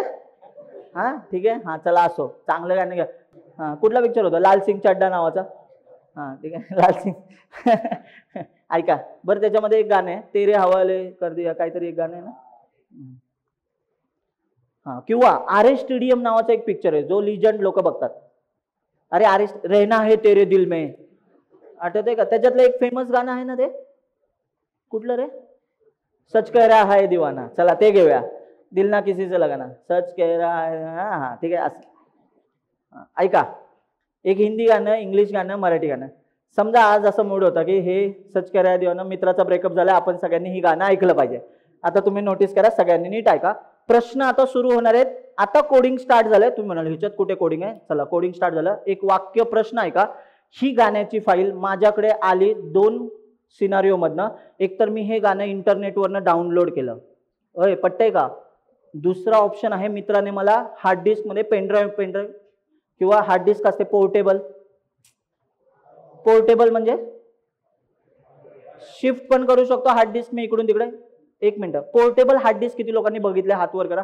बघितले म्हणजे कळतंय ना मी काय बोलतोय? अशी हार्ड डिस्क जे स्टोरेज साठी वापरली जाते, पेनड्राईव्हचाच मोठा भाऊ. पेनड्राईव्ह बघा ना, 8 GB, 16 GB, 32 GB, 64 GB, 128 GB. त्याऐवजी हार्ड डिस्क आल्यात आता 1 TB. मग त्याला आपण काय बोलतो? हार्ड डिस्क कनेक्ट केली, पेनड्राईव्ह सारखी कनेक्ट झाली, त्याला पोर्टेबल हार्ड डिस्क म्हणतात. हे ऐकताय ना सगळे? ऐकून घ्या आता. मी काय म्हणतो, सोपा मार्ग. इंटरनेट चालू केलं. इंटरनेट चालू केल्यानंतर आपण एक गाणं डाउनलोड केलं. समजा असं बोलूया, सच कह रहा है दीवाना नावाचं एक गाणं आहे. ठीक आहे. मला सांगा, ती गाणं जेव्हा डाउनलोड होईल तेव्हा MP3 फॉर्मॅट असलेली एक फाईल माझ्याकडे डाउनलोड होते. ते बोला यार सगळ्यांनी, कुठली फाईल असते फॉर्मॅट? मी जर मूवी डाउनलोड केला असता तर ह्याच्या जागी काय आला असता? MP4 format. MP3 MP4. आता आपण म्युझिक बद्दल बोलतोय, मग ही MP3 फाईल. मग माझ्या डाउनलोडच्या फोल्डरमध्ये सच कह रहा है दीवाना .mp3 नावाची फाईल आली. मी काय केलं, ते फाईलला कॉपी केलं, तिला रिनेम केलं rstdium.mp3. rstdium म्हणजे रहना है तेरे दिल में .mp3 सॉन्ग आहे असं बोलूया आपण. उचललं आणि ना माझे हे फोल्डरचं स्ट्रक्चर होतं ना म्युझिक, त्याच्या आतमध्ये हिंदीच्या आतमध्ये ते गाणं आणून पेस्ट केलं. नीट ऐकताय? हा, मी हे गाणं डाउनलोड केलं. 2-4 दिवसांनी मी लॅपटॉप चालू केला. ऐकताय ना सगळे? माझी ती फाईल डिलीट झालेली असेल की तिथेच असेल? अरे बोला, डिलीट का नाही होते? याचा अर्थ फाईल जेव्हा येते ना, जोपर्यंत आपण तिला डिलीट करत नाही तोपर्यंत तिचं अस्तित्व शेवटपर्यंत टिकून राहतं. एवढं तर कळलं. मग मी लॅपटॉप चालू केला, 10 वेळा बंद केला, तरी पण ती फाईल तशीच राहील की नाही? अनटिल अँड अनलेस मी त्याला स्वतःहून जाऊन काय करत नाही? डिलीट करत नाही. पटतंय ना? आता ऐका. आता बघा, 90% लोक गायब होतील इथनं. अजिबात हात वर नाही येणार. जे फक्त सीच्या बॅचचे 2-4 लोक आलेत ना क्लासला आज, तेवढ्या लोकांनाच ही गोष्ट माहिती असेल ऑलरेडी. बाकीचे बघा हँग असणार इथे. लक्ष द्या. तुम्ही त्या गाण्याची फाईल इथे आहे, लॅपटॉप चालू केला, कोपऱ्यात बोलू नका, लक्ष द्या. हे मेंटर्स तिकडे जावा, तुम्हाला सांगते तरी तिकडे बसले सगळे पटापट. ठीक आहे, बघा चला. rstdium.mp3 नावाची फाईल होती. मी त्याच्यावर गेलो आणि डबल क्लिक केलं. पटपट बोलायचं सगळ्यांनी. MP3 फाईलवर डबल क्लिक केल्यानंतर मला गाणं ऐकू यायला लागलं. गाणं ऐकू आलं की नाही? चालू झालं गाणं, सॉन्ग चालू झालं, गाणं ऐकू यायला लागलं. पण तुम्ही एक गोष्ट नोटीस केली का मला सांगा? ती गाण्याची फाईल रन केली म्हणजे आता त्या गाण्याच्या फाईलचं नाव मी दिलं होतं rstdium.mp3. ही गाण्याची फाईल काय व्हायला लागली? रन व्हायला लागली. अरे बोला ना. हे गाणं मला ऐकू यायला लागलं म्हणजे याचाच अर्थ माझ्या हार्डवेअर मधनं ते गाणं ऐकू यायला लागलं. पण तुम्ही मला सांगा, हे गाणं प्ले होतंय याचाच अर्थ गोष्टी रन तेव्हाच होतात जेव्हा त्या प्रोसेस म्हणून असतात. हे बोला, गोष्टी म्हणजे ह्याच्यातल्या गोष्टी रन तेव्हाच होतात जेव्हा त्या प्रोसेस म्हणून असतात. पण तुम्ही एक गोष्ट नोटीस केली का? हात वर करायचा. MP3 गाण्याच्या फाईलवर डबल क्लिक केल्यानंतर, जर माझा विंडोजचा लॅपटॉप आहे तर माझा बाय डिफॉल्ट मीडिया प्लेअर असतो विंडोज मीडिया प्लेअर, और मी VLC मीडिया प्लेअरला पण सेट करू शकतो. इथे बसलेल्या सगळ्या लोकांना विंडोज मीडिया प्लेअर पण माहिती असेल, कारण विंडोजचा लॅपटॉप सगळ्या लोकांकडे, ऑलमोस्ट 95% लोकांकडे, आणि VLC मीडिया प्लेअर पण आहे. बरं, VLC मीडिया प्लेअर किती लोकांकडे डाउनलोड केला किंवा ऑलरेडी येतो तो आता बऱ्याचशा ह्याच्यात? VLC मीडिया प्लेअर बघितलाय ना? हां, बरं ठीक आहे. विंडोज मीडिया प्लेअर माहिती असलेल्या हात वर करा. हां, हा डिफॉल्ट असतो माहिती आहे ना? विंडोज मीडिया प्लेअर म्हणजे काय? विंडोज ऑपरेटिंग सिस्टीम सोबत असतो मीडिया प्लेअर आलाय. मग आता ऐकताय ना सगळं? बाकीच्यांची गाणी कशात प्ले होत आहेत? नोटपॅडवर. काहीतरी वाटू द्या जरा.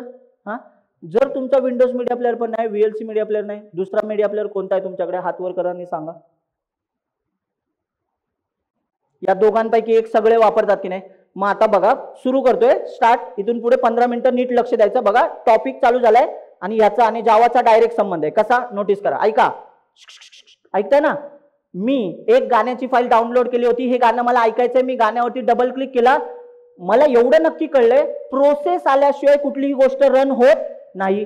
म्हणजे इथे कोणाची तरी प्रोसेस ऑलरेडी आले. पण मित्रांनो RHTDM.mp3 या गाण्याच्या फाईलची प्रोसेस कधीच रन होत नाही, कारण ती फक्त फाईल आहे. म्हणजे जेव्हा मी इथे डबल क्लिक करतो त्याच्या वतीने दुसराच कोणीतरी माणूस म्हणजे VLC मीडिया प्लेअर और विंडोज मीडिया प्लेअर, VLC ऐकलंय ना, VLC और विंडोज मीडिया प्लेअर एकामध्ये ती ओपन होते की नाही फाईल. सिनारिओ बघितलाय. परत विचारतो प्रश्न, नीट ऐका. गाण्याच्या फाईलवर डबल क्लिक केल्यानंतर एक स्क्रीन समोर दिसते जी VLC मीडिया प्लेअरची असू शकते और विंडोज मीडिया प्लेअरची असू शकते. आपण कुठलं घेऊया, VLC घेऊया का सगळे कॉमन घेऊया. चला, या फाईलवर डबल क्लिक केलं, स्क्रीन कोणाची दिसते, पण गाणं कुठलं प्ले होते, RHTDM.mp3. म्हणजे याचा अर्थ मी या फाईलवर क्लिक केलं आणि ह्या फाईल क्लिक केल्यानंतर जो रन होतोय ना, तो ही फाईल रन होत नव्हती मित्रांनो. त्याच्या वतीने VLC मीडिया प्लेअर रन होत होता आणि ही फाईल त्याला इनपुट म्हणून येत होती. याचाच अर्थ MP3 फाईल हा जो फॉर्मॅट होता हा स्वतःहून प्रोसेस म्हणून कन्वर्ट होत नव्हता. त्याला कुठल्या तरी माणसाची गरज होती जो प्रोसेस म्हणून जाईल. यालाच डिपेंडेबल फाईल्स असं म्हणू शकतो आपण. डिपेंडेबल फाईल्स म्हणजे कशा आहेत बघा बरं, ऐकताय का. मी क्लिक कोणावर केलं, मी गाण्याच्या फाईलवर क्लिक केलं, ह्याच्या वतीने प्रोसेस म्हणून कोण आलं रे, VLC आला. म्हणजे याचा अर्थ मी जरी दुसरं गाणं प्ले केलं ना .mp3 फाईल, तरी पण माझं VLC मीडिया प्लेअरच प्रोसेस म्हणून येतं, पण गाणं तर दुसरं चालू होतं. म्हणजे याचा अर्थ VLC मीडिया प्लेअर प्रोसेस आहे आणि हे गाण्याची फाईल ही फक्त फाईल होती. मग आता एक वाक्य याच्यावरनं सांगतो, ऐका. सेम गोष्ट सिनारिओ नंबर 2. पहिला सिनारिओ कळला का, कळला असेल तर माझ्या बरोबर पटपट बोला. चला, .mp3 फाईल डबल क्लिक केलं, याच्या वतीने प्रोसेस म्हणून कोण आला, VLC. प्रोसेस कुठे रन होतात, म्हणजे सगळ्यात आधी रॅमवर कोण होती, OS. आता कोण आला असेल, VLC. ह्या प्रोसेसने काय केलं, तो म्हणतोय मी तर एक आहे ना मीडिया प्लेअर आहे, मला एक फाईल इनपुट म्हणून पाहिजे. याचाच आता ही MP3 फाईल ह्याला काय गेली, इनपुट म्हणून गेली. म्हणजे एक वाक्य बोलू का, MP3 फाईल स्वतःहून प्रोसेस म्हणून रन होत नाहीये, त्याच्या वतीने कोण रन होतोय, VLC. मग आता बघा, हा पहिला सिनारिओ. सिनारिओ नंबर 2 प्रामाणिकपणे सांगायचं. आता किती लोकांनी लॅपटॉपवरती गेम खेळलाय, लॅपटॉपवरती गेम खेळलेत, एक गेम तरी खेळलेला असला पाहिजे. हात वर करा, ताट जरा. सगळे मुलं मुली सगळे हात वर करा, ताट जरा. हा ठीक आहे, प्रश्न नाही विचारत, तुम्ही नोटीस केलं ना, फक्त मी तुम्हाला एक साइडने क्वेश्चन करतोय.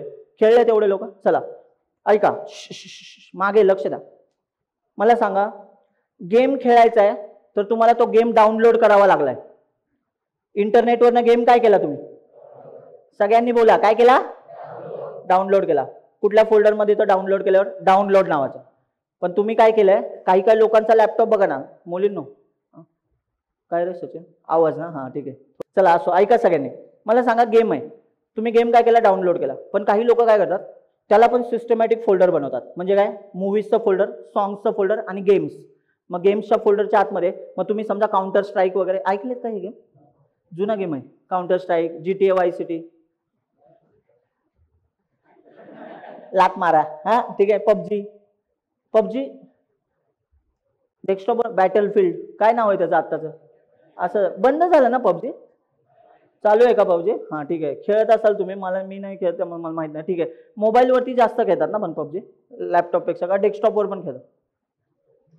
बरं चला, डेस्कटॉपवरचा फेमस गेम सांगा बरं तुम्ही, एकाने हात वर करून सांगा. मला माहित नाहीत गेम्स, कारण त्यामुळे म्हणते. GTA 5 गेम किती लोक खेळलेत, हात वर करा. हा ठीक आहे, व्हेरी गुड. चला ऐका, कुठलाही गेम घ्या, ते माहिती आहे का तुम्हाला, फुटबॉलचे पण गेम असतात, त्याच्यामध्ये माहिती आहे ना, लुक अँड फील एकदम रिअलिस्टिक असतो. मेसी सारखाच दिसतो, मेसी रोनाल्डो सारखा दिसायला पाहिजे, काय म्हणजे ठीक आहे, मेसी सारखा दिसतोय. ते रिअलिस्टिक का म्हणतोय, त्यांनी ग्राफिक्सच एवढं छान वापरलंय ना की त्यांच्या प्रत्येक ऍक्शन त्यांनी कॅच केल्यात. तुम्ही नोटीस करा ना, गोल झाल्यानंतर ते ज्या प्रकारचे सेलिब्रेशन करतात, ते वाला तो रोनाल्डो वाला ते सेम तिकडे गेम मध्ये असतं. आता मग आपण एक काम करूया, सगळ्यांना करण्यासाठी एक जेनेरिक गेम घेऊया. समजा एखादा आहे ना फुटबॉलचा गेम आहे, ए प्लीज लक्ष द्या, बघा कळेल, जावा आणि ह्या गोष्टी सेम आहेत, कळून जाईल, लक्ष द्या. आता हे आलं, स्क्रीन आहे माझी, हा झाला लॅपटॉप, लॅपटॉपवरती हे काय येते, कीबोर्ड, हे झालं स्क्रीन. याच्या आतमध्ये काय असेल, इकडे मदरबोर्डवरती सीपीयू, रॅम, हार्ड डिस्क, कळते ना, हार्डवेअर. मी काय केलं माहिती का, मला ह्या लॅपटॉपवरती गेम खेळायचा आहे, मी एक गेम डाउनलोड केला. आता नोटीस करा, मी हार्ड डिस्क मध्ये एक गेम नावाचं फोल्डर बनवलं आणि त्या गेमच्या आतमध्ये फुटबॉल गेम ची ती फाईल होती, ती फाईल मी मागवली. तर ती .executable असते, .exe. डाउनलोड केला ना गेम, ठीक आहे, आली फाईल. चला सगळ्यांनी बोलूया, तुम्ही ही फाईल जर तुम्ही नेहमी नेहमी गेम खेळत असाल ना, तर तुम्ही डेस्कटॉपवरच ती फाईल ठेवता. का माहितीये का, कोण जाईल त्या फोल्डरमध्ये सारख्या तिथे जाऊन डबल क्लिक करायचं, त्यापेक्षा मी जर सारखा गेम खेळतो तर मी ह्याला कुठे ठेवेल, समोर डेस्कटॉपवरती ठेवेल. म्हणजे मी लॅपटॉप चालू केला केला मला ही गेमची फाईल दिसेल. कळते का, काही काही लोक असंच ठेवतात. आणि काही काही लोकांना हे पण कळत नाही, डाउनलोडच्या फोल्डरमध्येच त्यांची ती फाईल असते आणि ते तिथं जाऊन क्लिक करत बसतात. म्हणजे किती आळशी असू शकतात बघा ना. डाउनलोड केला तेव्हा ती येते कुठे फाईल, सांगा, डेस्कटॉपवर आली का, नाही आली, कुठे आली, डाउनलोडच्या फोल्डरमध्ये. मग तुम्ही म्हणाल की सर हे फोल्डरचे स्ट्रक्चर असतात का, येस, प्रत्येक गोष्ट तुम्हाला सिस्टमॅटिक ठेवता यावी. आता एक मिनिट ऐका, काही लोक बोलते सर सिस्टमॅटिक का ठेवायचं, घरातलं कपाट घ्या, जर शर्ट, टी शर्ट, पॅन्ट्स वगैरे सगळ्या गोष्टी एकाच बॉक्समध्ये डायरेक्ट कोंबून ठेवल्या, ज्या वेळेस पाहिजेत त्यावेळेस शोधताना जरा वेळ लागू शकतो. पण हे जर सिस्टमॅटिक रकाने असेल, टी शर्ट साठी हे, कळते का, शर्ट साठी हे, जीन्स साठी हे, कळते ना, मग याचा अर्थ ते शोधायला सोपं जाईल. म्हणून फोल्डर स्ट्रक्चर आपण मेंटेन ठेवतो. आता मी फोल्डर स्ट्रक्चर बद्दल सांगतोय बघा. हार्ड डिस्कच्या आतमध्ये आलो, मी काय केलं, गेम नावाच्या फोल्डरमध्ये एक फुटबॉल .exe नावाची फाईल होती ना माझी, ती आणून ठेवली. बोलूया एक वाक्य, मी ह्या गेमवर डबल क्लिक केलं ना तर मला स्क्रीनवरती फुटबॉलचा गेम चालू होतो. अरे बघितलं असेल ना, स्प्लॅश स्क्रीन दिसते त्यांची, स्प्लॅश स्क्रीन. कोणीतरी प्लेअर असेल असा फुटबॉलला लात मारताना स्क्रीन दिसते. इमॅजिन होते, पहिली स्क्रीन असते, काही सेकंदासाठी ती दिसते आणि डायरेक्ट गेम चालू होतो आणि तुम्ही बोलतो की प्लेअर 1, 2 किती ठेवायचे, तुम्हाला ह्या सगळे ऑप्शन्स तुम्हाला दिसतात. कधीही गेम खेळले नसाल पण बघितलं तरी असेल ना कुठे ना कुठे. मग चला लक्ष द्या, आता हे कशाशी खाते बघा. आता मी डबल क्लिक केला, स्क्रीनवरती मला फुटबॉलचा गेम दिसायला लागला. पण आता नोटीस करा, ही स्क्रीन आहे, ह्याच्यावरती हा फुटबॉलचा गेम चालू आहे. आता वाक्य बघा, इथे ओएस आहे, ही रॅम आहे. ओएस कधी आली सांगा बरं, सगळ्यात आधी. मी जेव्हा मशीन चालू केलं तेव्हा सगळ्यात आधी कोण आली, ओएस. रॅम वरती सगळ्यात आधी कोण आली, ओएस. मग आता बघा, मी फुटबॉलच्या गेमवर डबल क्लिक केलं, इथे स्क्रीनवरती फुटबॉलचा गेम चालू झाला. याचा अर्थ हा पण प्रोसेस म्हणून कोणीतरी असणार आहे. पण आता नीट ऐकताय का, हॅलो हॅलो हॅलो हॅलो, इथे प्रोसेस बघा कोण आहे, फुटबॉल .exe. जी फाईल मी डाउनलोड केली होती ना तीच प्रोसेस म्हणून आली, जी फाईल मी तीच प्रोसेस म्हणून आली. आता थोडंसं आहे ना मागे जाऊया, या डायग्राम कडे बघा रे जरा. मी ना एक गाणं डाउनलोड केलं होतं, MP3 फाईल, पण मी त्याच्यावर डबल क्लिक केलं तेव्हा तो स्वतः प्रोसेस म्हणून आला का, त्याच्या वतीने कोण आला. म्हणजे याचा अर्थ जेव्हा मी गाण्याच्या फाईलवर क्लिक केला तेव्हा दुसराच माणूस प्रोसेस म्हणून आला, पण जेव्हा मी गेमच्या फाईलवर डबल क्लिक करतो तेव्हा गेमची फाईल स्वतः प्रोसेस म्हणून येते. याचा अर्थ ही कोणावर डिपेंड नाहीये, ही स्वतःच प्रोसेस म्हणून रन होते. म्हणजे तुमच्या एक डोक्यात बसलं की नाही बघा, मला सांगा, 2 प्रकारच्या फाईल्स असतात. ऐकताय का, फाईल्स किती प्रकारच्या आहेत सध्या तरी एवढ्याच लक्षात ठेवा. काही अशा फाईल्स असतात ज्यांच्यावर जेव्हा मी क्लिक करतो तेव्हा दुसरंच कोणीतरी, म्हणजे अनदर फाईल, ही प्रोसेस म्हणून येते. ठीक आहे, म्हणजे दुसरंच कोणीतरी. आणि एक असा आहे ज्याच्यावरती मी क्लिक केला तो स्वतःच प्रोसेस म्हणून जातोय. बघा बरं, म्हणजे असं आहे का, 2 प्रकारच्या फाईल आहेत. मी गेमची फाईल डाउनलोड केली, मी डबल क्लिक केली, तीच फाईल प्रोसेस म्हणून गेली. पण मी गाण्याची फाईल डाउनलोड केली, त्याच्या वतीने दुसरंच कोणीतरी, म्हणजे कोण गेलं रे, VLC मीडिया प्लेअर प्रोसेस म्हणून गेला. आता एक वाक्य सांगतो, ठीक आहे. किती प्रकारच्या फाईल बघितल्या तुम्ही, 2. MP3 फाईलवर डबल क्लिक केलं, प्रोसेस म्हणून कोण आलं, बोला एकत्र, VLC. गाणे ह्याचे गेमची फाईल डाउनलोड केली, प्रोसेस म्हणून कोण आलं, गेमची फाईल स्वतः आली. येऊया, सगळं पिक्चर क्लिअर आहे. बोलूया वाक्य, ऐका सगळ्यांनी. OS CCPPचा कोड जर तुम्ही रन केला तर a.out नावाची एक फाईल बनते. किती लोकांनी चेक केलंय? CCPPचा कोड कंपाईल केल्यानंतर कुठली फाईल बनते? a.out. मी जेव्हा ह्या फाईलला रन करतो, ऐकताय का? हे CCPP कोड केला नसेल मी दाखवणार आहे, एक कोड तरी दाखवणार आहे. सीचा CPPचा फक्त एक लक्षात ठेवा, CCPPचा मी कोड लिहिला, कोड मध्ये आलोय बरं का. तुम्ही म्हणाल याचा आणि त्याचा काय संबंध होता? याची देही याची डोळा. आता तुम्हाला कळेल संबंध काय होता. बघा, मी कोड लिहिला, हा लिहिला C और C++. C आणि CPPचा. बरं, किती लोक आहेत C मध्ये हॅलो वर्ल्डचा तरी कोड बघितलाय? हात वर करा. कोड बघितलाय. कुठली लाईन असते रे प्रिंट करायला? Print F. आणि CPP मध्ये सी आउट. आठवते? सगळ्यांना आठवते ना? सी आउट काय करतं? मॉनिटरवर प्रिंट करून देतं. प्रिंट एफ काय करतं? मॉनिटरवर प्रिंट करून देतं. मग आता बघा, माझा कोड आहे C और CPP मधला. लक्ष द्या, जेव्हा मी त्या फाईलला आधी काय करतो रे? कंपाईल करतो. माहिती ना, कंपाईल करावं लागतं. CCPPचे कोड कंपाईल करावं लागतं. कंपाईल केला, एक फाईल बनते a.out. आता ही पण एक फाईल आहे. जेव्हा मी हिला रन करतो ना, तेव्हा नीट ऐका, ही फाईल स्वतःहून प्रोसेस म्हणून गेली. स्वतःहून काय गेली? म्हणजे याचाच अर्थ a.out फाईल मी रन केल्यानंतर ती दुसऱ्या कोणाला प्रोसेस म्हणून पाठवते का स्वतः प्रोसेस म्हणून जाते? स्वतः प्रोसेस म्हणून जाते. मग मला सांगा, मी 2 एक्झाम्पल तुम्हाला सांगितले होते. एक होता फुटबॉलचा गेम, एक होता MP3 म्हणजे एक सॉन्ग होतं. सॉन्ग याच्या बरोबर मॅच होतोय का फुटबॉलचा गेम ह्याच्यासोबत मॅच होतोय? फुटबॉलचा गेम ह्याच्यासोबत मॅच होतोय. म्हणजे जी माझी फाईल आहे मी त्याच्यावरती डबल क्लिक केलं किंवा रन केलं तर ती स्वतःच प्रोसेस म्हणून जाते. कळले? म्हणजे CCPPच्या कोडमध्ये जी आपली फाईल फायनल फाईल बनते ना, तीच प्रोसेस म्हणून जाते. आता येऊया जावाकडे. मित्रांनो, स्टार्ट झालं जावा. वेलकम. जावा स्टार्ट होतोय. हे हॅलो आत बघा, एक गरीब जावाचा कोड लिहिला. गरीब म्हणजे hello world, go to hell. ठीक आहे, जावाचा कोड लिहिला. जावाचा कोड काय करायला लागेल सांगा? कंपाईल करावं लागेल. काय करावं लागेल? कंपाईल. जावाचा कोड कंपाईल केला ना, एक फाईल बनते डॉट क्लास फाईल. जशी ही a.out फाईल बनली ना, डॉट क्लास फाईल. आता तुम्ही जर ह्या फाईलला रन केलं, म्हणजे आपण असं रन करतो, या काय XYZ म्हणूया, या फाईलचं नाव जावा XYZ. नीट ऐका. जर मी ही फाईल XYZ डॉट क्लास नावाची फाईल रन करतोय, तशीच ही a.out आहे. मी हिला रन केली, ही स्वतः प्रोसेस म्हणून गेली. पण जावामध्ये ज्या फाईलला रन करतोय ती स्वतः प्रोसेस म्हणून जात नाही. तिच्या वतीने एक माणूस प्रोसेस म्हणून येतो, त्याचंच नाव JVM असतं. याचं नाव काय आहे? आणि ही जी फाईल आहे, तुम्ही म्हणाल मग ज्या फाईलला रन केलं तिचं काय? ती फाईल ह्याला इनपुट म्हणून जाते. म्हणजे गाण्याची फाईल VLC मीडिया प्लेअरला कशी इनपुट म्हणून गेली होती तशीच. एक मिनिट थांबा. एक आहे ना क्लायमॅक्स असतो मूवीचा, तो एक्सप्लेन करायला नाही लागला पाहिजे, एवढं तर कळतंय. मग आता मी तुम्हाला विचारतोय, जे गाणं तुम्ही प्ले करत होता ना, ते गाणं तुम्ही प्ले करताना त्या फाईलवर क्लिक केल्यानंतर दुसराच कोणीतरी प्रोसेस म्हणून येत होता. एक्झॅक्टली सेम गोष्ट आपल्या जावाच्या बाबतीत घडते. जावाची फाईल तुम्ही रन करता तेव्हा बाईट कोडची फाईल बनते, ती स्वतःहून रन होत, तिच्या वतीने JVM प्रोसेस म्हणून येतो. याचाच अर्थ मी या जावाच्या कोडला MP3 सॉन्गचं एक्झाम्पल दिलं तर तुम्हाला मॅप होईल का? सांगा. मग MP3चं मला एक्झाम्पल सांगा. MP3 फाईलवर डबल क्लिक केलं, प्रोसेस म्हणून ते स्वतः येतं का? कोण येतो? VLC मीडिया प्लेअर येतो आणि ती फाईल त्याला इनपुट म्हणून जाते. पण आता CCPP कडे येऊया. CCPPचा कोड कंपाईल केला, रन केलेल्यावरती ही फाईल मी रन केली, ही स्वतःच. तसाच आपला फुटबॉलचा गेम सुद्धा होता. फुटबॉलच्या गेमची फाईल मी काय केली? डाउनलोड केली. डायरेक्ट मी डबल क्लिक केला, प्रोसेस म्हणून कोण आला? फुटबॉलचा गेम आला. त्याच्या वतीने दुसरी फाईल आली का?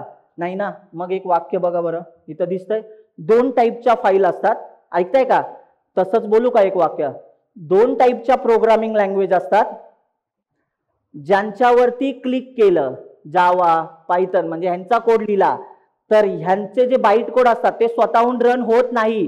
त्यांच्या वतीने कोण पिक्चर मध्ये येतो? PVM आणि JVM. पायथनच्या आतमध्ये जे व्हर्च्युअल मशीन असतात त्याला PVM म्हणतात आणि जावाच्या आतमध्ये व्हर्च्युअल मशीन असतात त्याला JVM असं म्हणतात. पण आता इथे बघा, CCPPचा कोड ते काय असतात? स्वतःच प्रोसेस म्हणून जातात. मग आता एक बोलूया फायनल गोष्ट. 2 टाईपचे कोडिंगचे सिनारिओ आहेत. त्यांच्या ज्या फाईल्स असतात, काही फाईल्स स्वतः प्रोसेस बनतात आणि काही फाईल्स रन केल्यानंतर दुसराच कोणीतरी व्यक्ती प्रोसेस म्हणून येतो आणि ही फाईल इनपुट म्हणून जाते. तर मित्रांनो, आपण कुठल्या गटात जावा शिकणार आहोत हे मला सांगा. या दोघांपैकी पहिल्या की दुसऱ्या? पहिल्या. का सांगा? आपण जावाचा कोड लिहिणार, त्याची जी फाईल बनणार ती रन केल्यानंतर ती स्वतः प्रोसेस म्हणून जाईल का? म्हणजे दरवेळेस जावासाठी प्रोसेस म्हणून कोण जाईल? JVM. मग आता एक सांगू, गाणं RSTDM असू द्या, कुठलंही गाणं असू द्या, काही असू द्या, गाणं प्ले केल्यानंतर गाणं बदलत राहील, पण जी प्रोसेस म्हणून चालली ती VLC मीडिया प्लेयरच असेल.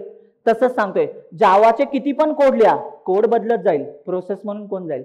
JVMच जाईल. किती लोकांना तंतोतंत सगळं कळलंय की जावामध्ये कोड रन कसा होतो? समजलंय? हा, ठीक आहे. आता ऐका, जेव्हा तुम्हाला इंटरव्ह्यू मध्ये एक क्वेश्चन विचारला जाईल की जावाचा कोड आहे ना, मला फ्लो सांग, जावाचा कोड रन कसा होतो, तर मी तुम्हाला फक्त हाय लेवल आज सांगतो आणि पुढचे लेक्चर्स ह्याच्यावरच असतील. तर ज्यांच्याकडे नोटबुक असेल त्यांनी ही डायग्राम काढून घ्या, बाकीच्यांनी नाही काढली तरी चालेल. ठीक आहे.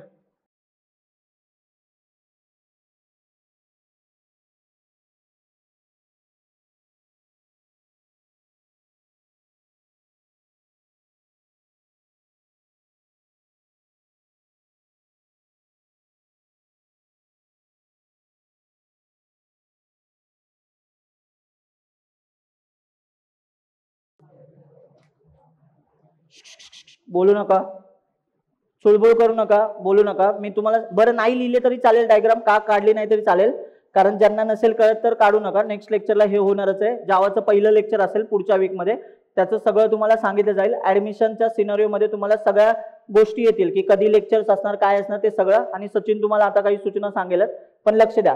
मला सांगा, जावाचा कोड आपण लिहिला, ठीक आहे. अजून मी आज एकही कोड नाही लिहिला. नेक्स्ट लेक्चरला मी CCPP चा कोड, जावाचा कोड सगळं लिहून दाखवणार आहे आणि तुम्हाला ते रन पण करून दाखवणार आहे कसं वर्क करतं.